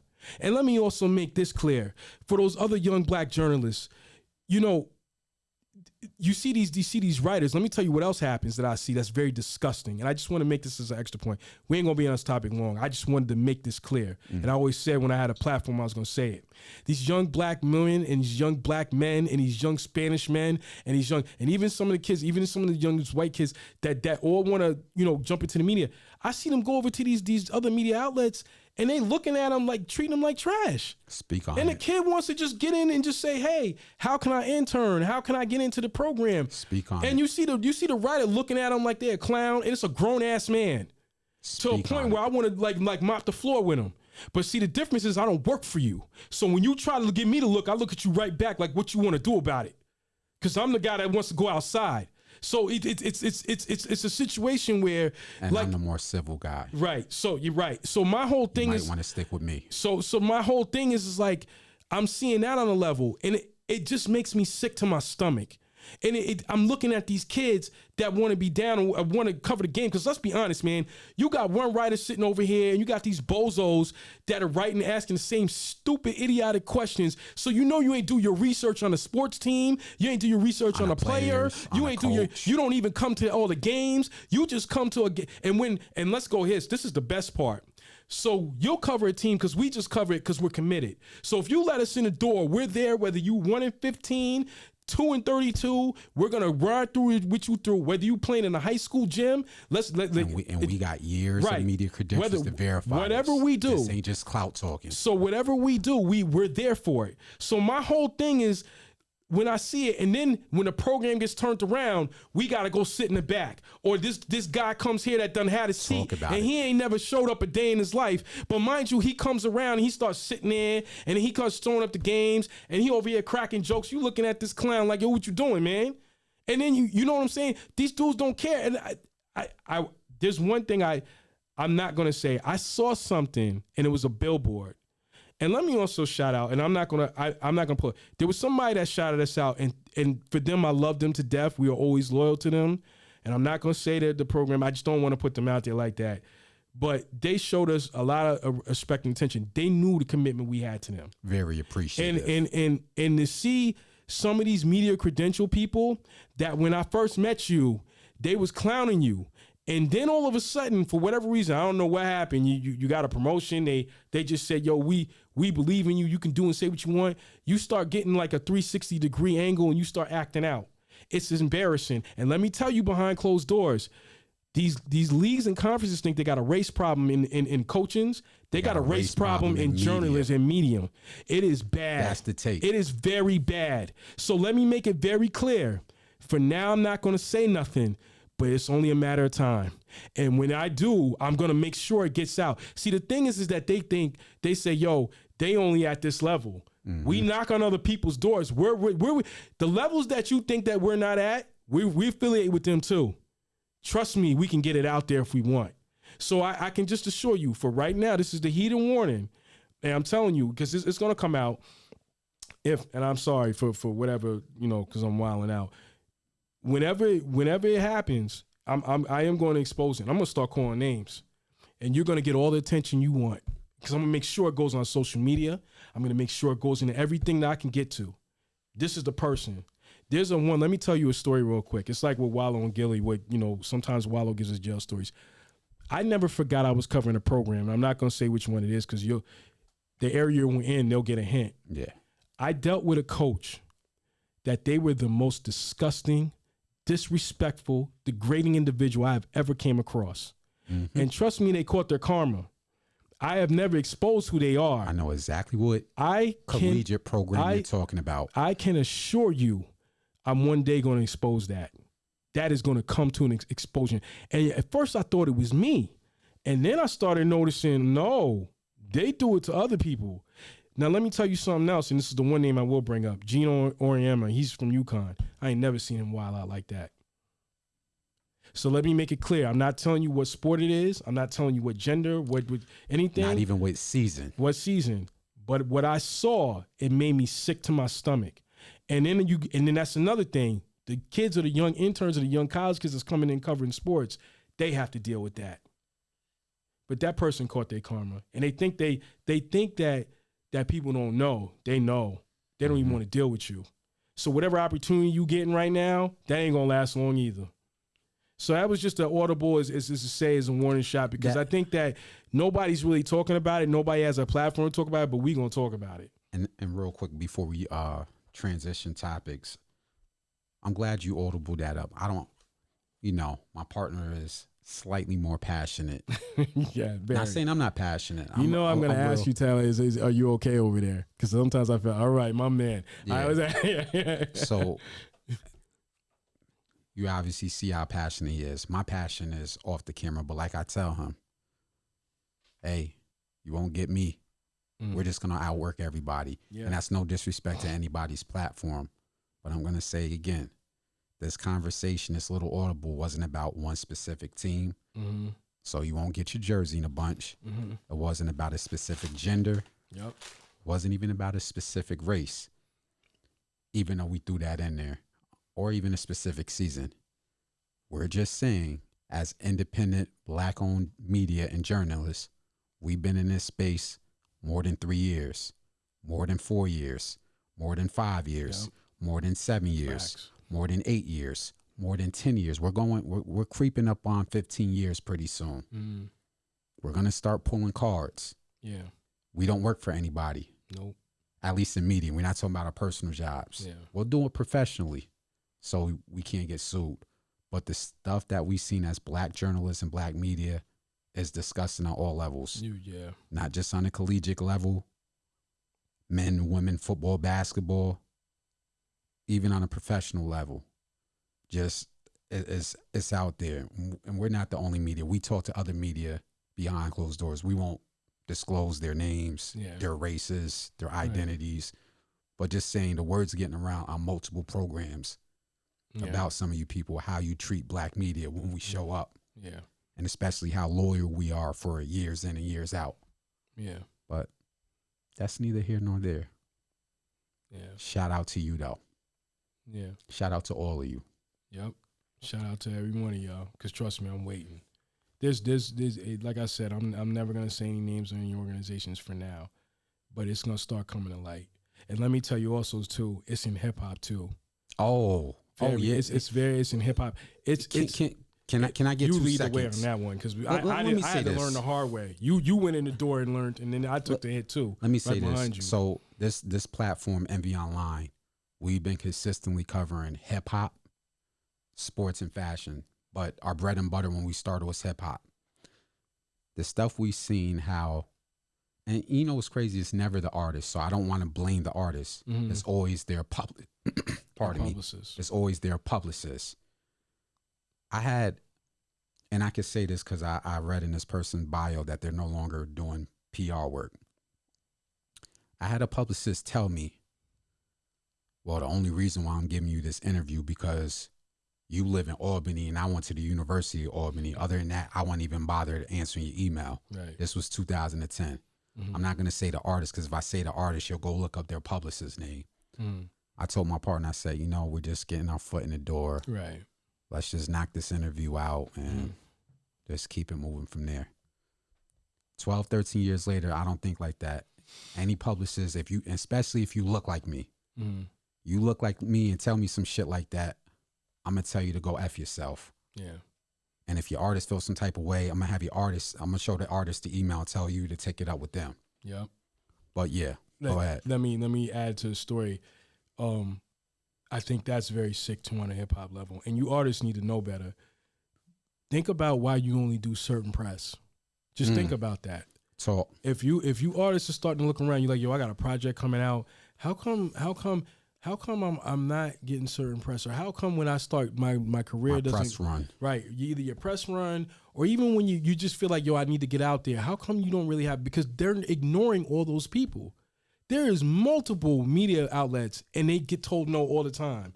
Let me tell you something else that bothers me about that whole situation real quick, because I know we on time. It just on the hip hop level, it makes me sick. Sports, it makes me sick. I'm not surprised though, but in our culture, it makes me even more sick. Beyond. And the fact that y'all playing yourselves, but you know what's funny? When their career starts dwindling, they come knocking on the door. Yo, I don't sending emails. Hey, what are you guys doing? What? What do you mean? No, we doing what we doing and whatever, man. Leave me alone. Go away. Shoot. You got to go, brother. You need to go ask your publicist why you getting done dirty. Ain't got nothing to do with me. I don't have nothing to do with you. Just on the strength of what I'm seeing. So I just a heated warning, because one day we're gonna write about everything we've been through. We could write about a lot of stuff now. Like I said, trust me, if you did us dirty, it's gonna come out. Trust me when I tell you, it's going to come out. This ain't a 3-year conversation. It's not a 5-year conversation. It's not a 10. We're literally north of 15. We're creeping up on 15 years in media and hip hop and sports and fashion. And I know that might not be 30 years, but 15 years is a long time. Yeah. And I'm only 35. Yeah. So I'm still young with almost 15 years in media. Yeah. So trust me when I tell you, there's a lot of stuff that Black journalists and Black independent media go through that y'all wouldn't know. but we just started that good Audible, man. Yeah. Let me yeah, No doubt. No good doubt. Audible on Real that. quick, you know what? One question I want to ask. I want to ask the NFL why there's hardly any black media in none of the outlets at the games. Can you split screen this? Because I want him looking in and I want me looking in. I just want to make sure I'm going to say this one time. Why is there no black media outlets at the games covering the games? Come on, we're waiting. Matter of fact, when you do that research, start looking into the person that runs the media credential because they look like us. So why don't you have any black media outlets? And don't give me the token one answer. Because, that's going around. You're sending your minority media communications person to do your dirty work. Facts. So you won't get called out on it. Facts. Next topic. Good Audible. Hell of an Audible. Yeah. So, thank you. Last sports topic. We're going to talk about HBCU. Yes. Because I think a lot of stuff is starting to happen that we've been waiting for a long time. Mm-hmm. So just real quick, we're covering the CAA football conference, and there's two HBCUs. But even outside of that, we support HBCU sports. Go ahead. Salute to CAA because they gave us an opportunity, and they I can't praise them enough for what they've done to as far as media and giving us the opportunities in the schools, every school that's in that conference. Go ahead, continue. I'm sorry. Oh no, but we've been talking about this behind the scenes about the lack of attention that HBCU programs and the SWAC and the MEAC get, televised games, endorsement deals, a whole bunch. And now we're starting to see more brand deals. We're starting to see conferences link up, getting more distribution. We're starting to see the HBCU Gold program. Yeah. We're starting to see all the stuff that I've been dying, and I know you've been dying to see for the last 5 years. Engineer, can I switch the screen because I got a video out, like a video I want to play. You want picture in picture? Yeah, half picture, half clip. Because before I play it, I'm just gonna go over what they're seeing. All right. So what you're looking at, this is a tweet I found. The tweet is from Twitter account, if I'm reading it correct, AJ_Ross_TV. The tweet reads, "I'm super excited to announce a new partnership with the Jordan brand and Howard University, merging legacies through a 20-year commitment that will create academic and athletic opportunities. Shout out to @Jumpman23 team for including me and fulfilling my hoop dreams. Hashtag Howard X Jumpman means Howard times Jumpman collateral." And I'm going to play this little screen recording.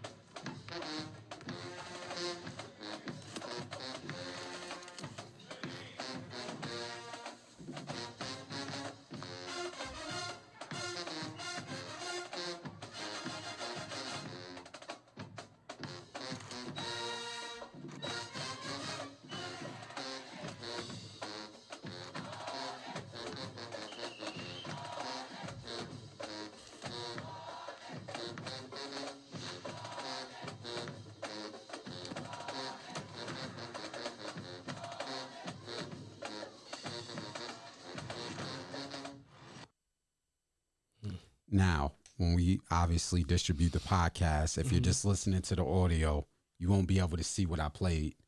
But we're obviously going to upload this to Twitter, so you'll be able to see the video. And we're going to upload this to YouTube, and you'll be able to see the video unless we get hit with a little copyright. Then I have to switch some things up. But just in general, I think that's a dope collaboration.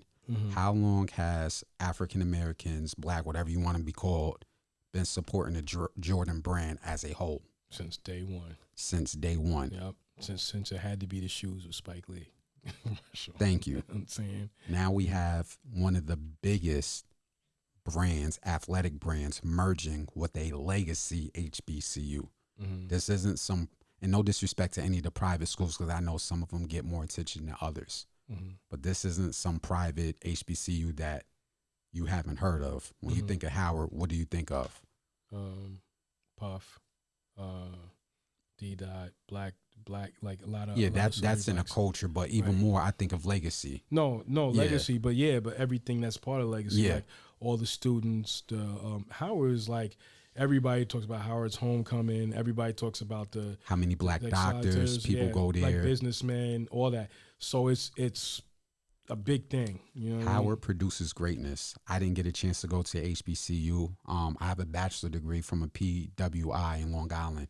But if I ever go for my master's, I might research because I've been thinking about doing my master's before I'm 40 online. But I might research a HBCU program and see if I can attend to get my master's degree in information systems. But seeing a legacy school like Howard partner with Jordan Brand, just the branding opportunities. Now we got that NIL deal. Just think about the football and basketball players. They might not now can get money from advertisement or commercials from that. It might be a whole situation where that brand might give them the money now to do certain things as a team, such as travel certain ways, because we talked about traveling with the conference realignment. Right. There's so many layers to this onion. So what I just played in the picture that I just painted, what are your takes on this?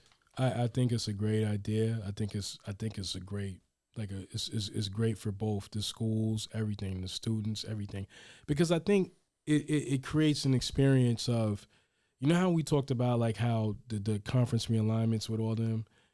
I think it kind of makes them at least catch up in a way where it's like when Alabama plays Georgia. You get what I'm saying? So you could kind of create those type of rivalries, because now you have the money behind it to get those programs. So it starts us as those steps. So maybe, Howard, plays was it Jackson State? That could become a big rivalry now. You get what I'm saying? Like maybe they can afford to have that rivalry.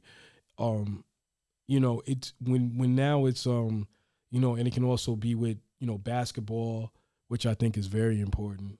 And I think with football, and I think it could just bring so much money and give so many more opportunities. It could also shine a light on the coaches that don't get the opportunities. It can also provide them. It could also provide them with more ways to do things. So meaning, in other words, not to call out no names, they don't really have the staff. If you go look at, I'm not calling out names to be funny. If you go look at Georgia's women's basketball program, look at their staff. Look at the American East. Look at their staff. I'm sorry, I touched my. Look at their staff. They have like a trainer.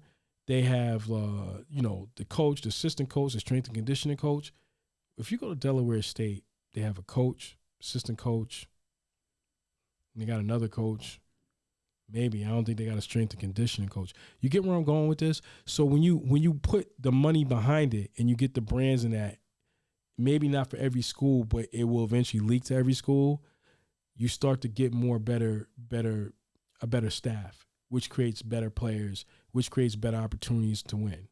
Do you get what I'm saying? Which shines more highlight. And let me go here, because I kind of hear the little slick mess, well, we're just profiling, sports is a big thing, but a lot of the money goes into schools. How do you think they're paying for those libraries? You think they're paying with sponsorships and contributions? Libraries, locker rooms, sporting facilities. Sports bringing the money. Certain one thing that we talked about prior, there was an athlete's son. I'm sorry, not an athlete, a mogul's son.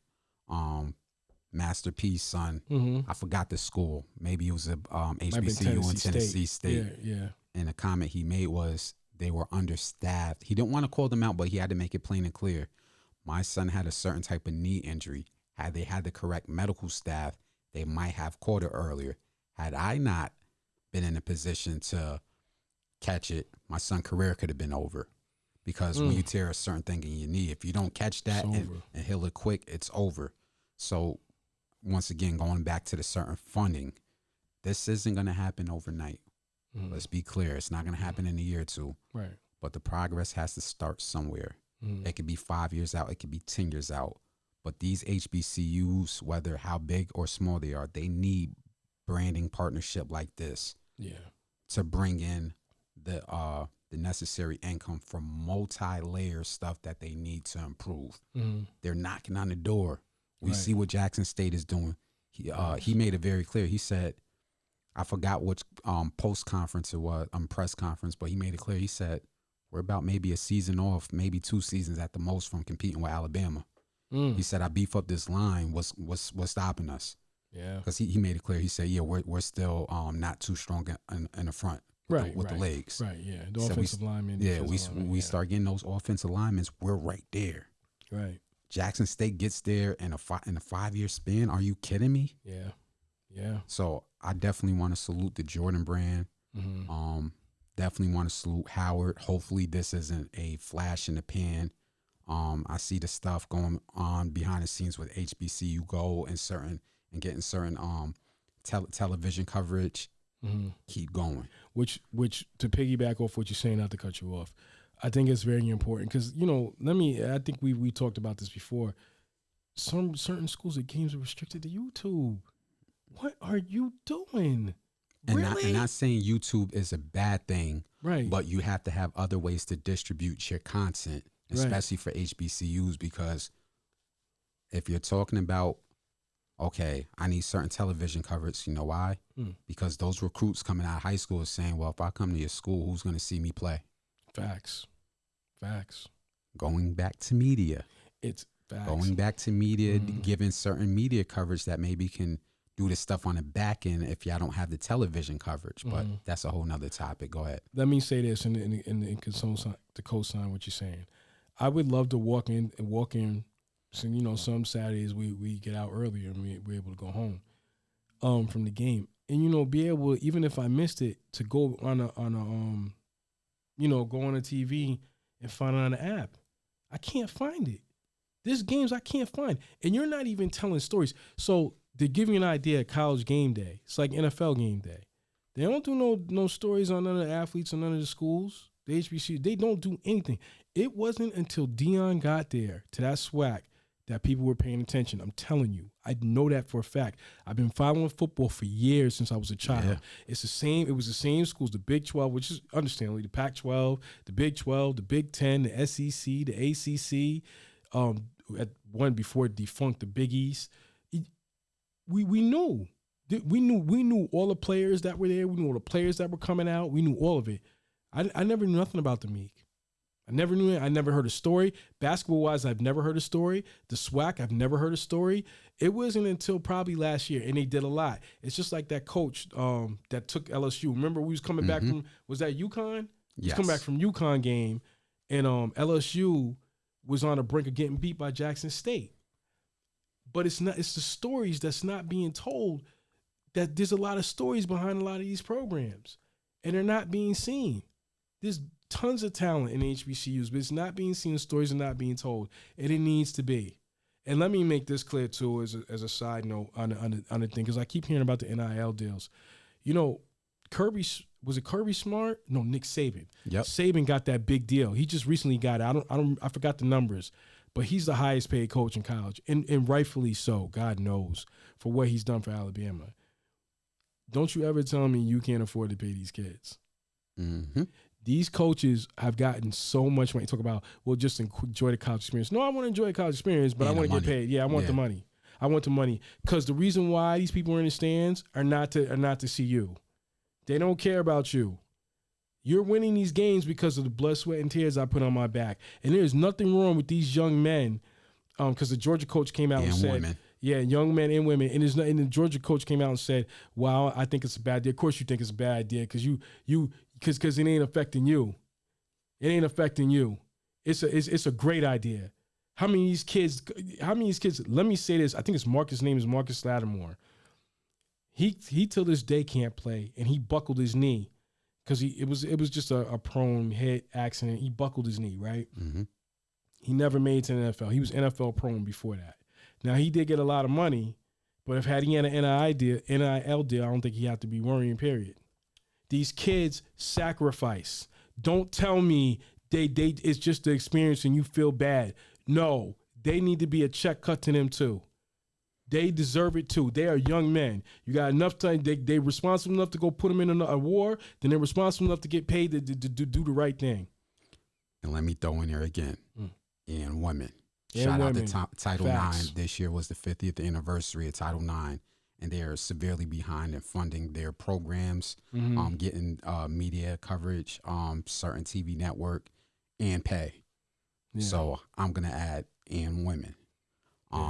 Shout out to the HBCUs that we just discussed. So we're gonna end off. Okay. We do hip hop content, just music content in general. So the last topic of discussion of this podcast is based around R&B. Okay. So if you've been hiding under a rock on social media, Puff, Sean Combs, head general Bad Boy, he got on social media and I forgot who he's talking to. I forgot which producer. Don't remember if it's Jermaine Dupri. Probably Jermaine Dupri. I think it was Jermaine Dupri. Oh, no, Timberland. It was Timberland. Yeah. And they were going back and forth about the state of R&B. Now, for me, it was me watching this. It was head scratching. Not on Timberland's part, maybe a little bit so, but more on Puff's part. But just on general.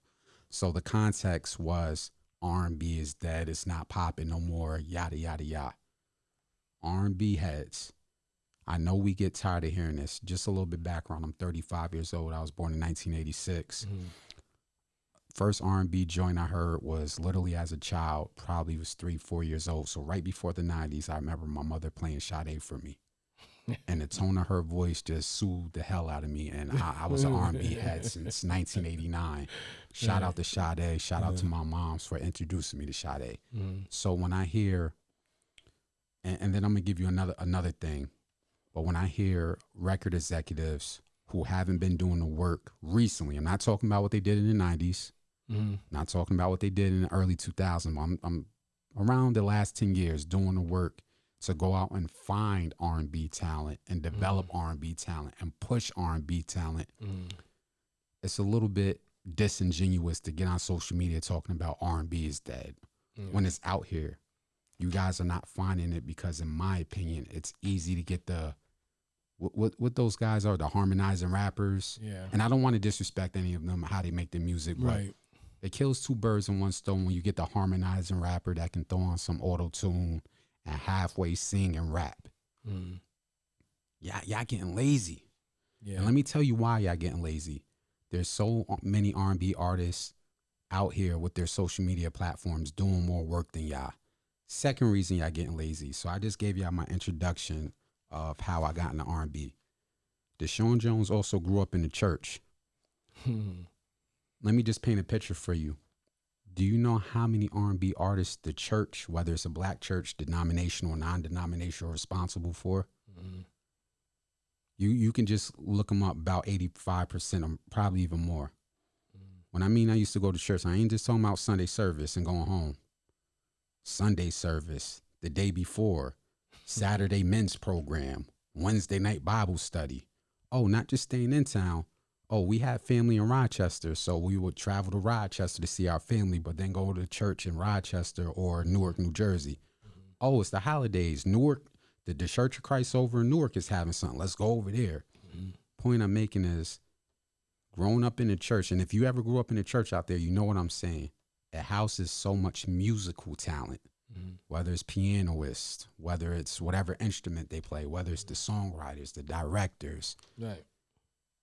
All you have to do is spin in a circle, go to a church, and you can find 5 R&B singers and songwriters. So don't tell me that R&B is dead. Right. Y'all are not finding it. Y'all are not developing it. Y'all don't give a darn about it. So it was very disingenuous to me. Yeah. So the reason why this segment is being brought up is because something happened on Twitter. Now, maybe you're not on Twitter because I know everybody's, I'm not on social media like that. Well, being a coach, you got to check in on these social media platforms, and something happened. So underground R&B artists started saying, hey, R&B's dead. Well, check me out. And a few of them got some great reviews. So I'm going to do a little artist spotlight just so you can get the picture of me not just rambling. Can we cue up my screen so I can play this? So before I hit the play button, I'm just going to walk y'all through this. So I gave y'all the context. This is the artist spotlight. This particular artist, his name is Ballad. His social media handle is up there. It's Mr. Love Ballad on Twitter. I believe he's on Instagram, TikTok, and so forth. This young brother is from, I think his bio said Massachusetts, but he's, I think, ethnically Angolan, which is a dope country on the west coast of Africa. Mm-hmm. Me knowing R&B the way I know R&B.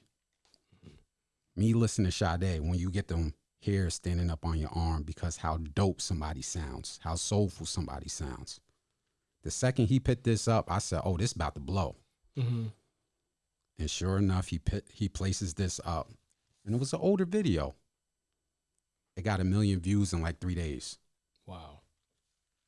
I'm going to say that again. This is after Puff is on social media talking about R&B is dead. Right. So this brother from, I believe, Massachusetts, by the way, Angola. Shout out to West Africa. Shout out to the continent of Africa. But this brother had more power in his Twitter account to show that R&B is not dead. Mm-hmm. Pardon me. Than you millionaire executives who have resources to go find and develop talent. So I'm going to hit the play button, let y'all hear that R&B is not dead, and give this brother his flowers.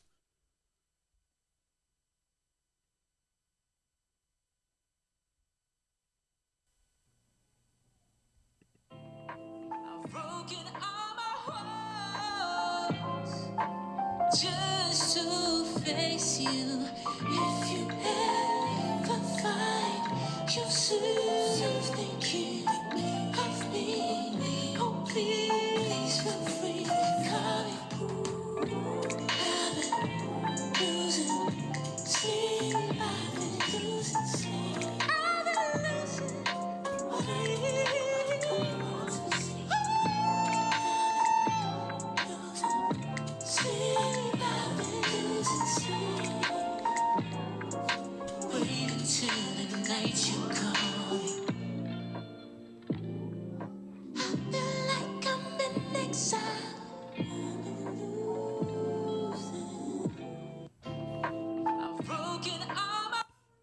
So that was the snippet from Ballad. As you can hear, there's no auto-tune. He picked that they shot this video orange screen, because videographers, we say green screen, but orange screen in his kitchen. That's how passionate he is. He just did a live performance, no auto-tune, with live instruments in his kitchen. Now, let me ask y'all in the comments on social media in general, can that brother sing? Yes. Yeah. Is R&B dead? No. You multi-millionaire record producers, A&Rs, label execs and whatever, have gotten beyond lazy in the last 10 years. Y'all not doing y'all job, and y'all are the reason R&B is in the position it is now. You're not investing. You're not brokering talent. Shout out to the brother, Mr. Ballad.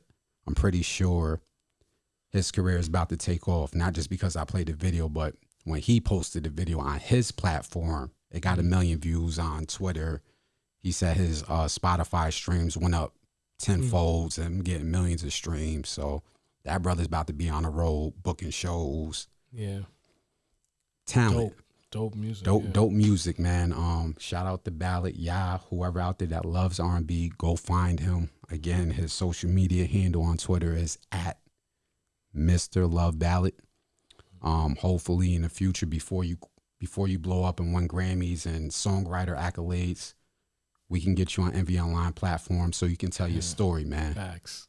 Dope brother, man. You got anything to say on this topic? Nah, it just I come from, and I mean there was so much R&B, but I remember at one point I don't think it's dead. I'm with you. You just gotta find it. I think to be real quick, I think what made me sad about R&B, when hip hop, even when it was at its peak, you had Dwale, you had Dave Hollister. Oh, speak God, on it. Yeah, you had Kim, you had a bunch of them. There was like this soul, Jill Scott. They had like a soul type of R&B, and it seemed like it just died. Like there was nowhere. Like it just not died, but it just disappeared. The record executives isn't pushing it for whatever reason. I don't know why they did it, but they kind of like Selena Johnson. They were all there. They were all doing their thing, and then all of a sudden it just seemed like I mean, you know, the game changed, but the music didn't die. You know what I mean? It's just, and you know. Yeah, I heard it firsthand from Mr. Ballot. Yeah, so it's just y'all gotta get behind. You know, they don't have nobody behind them.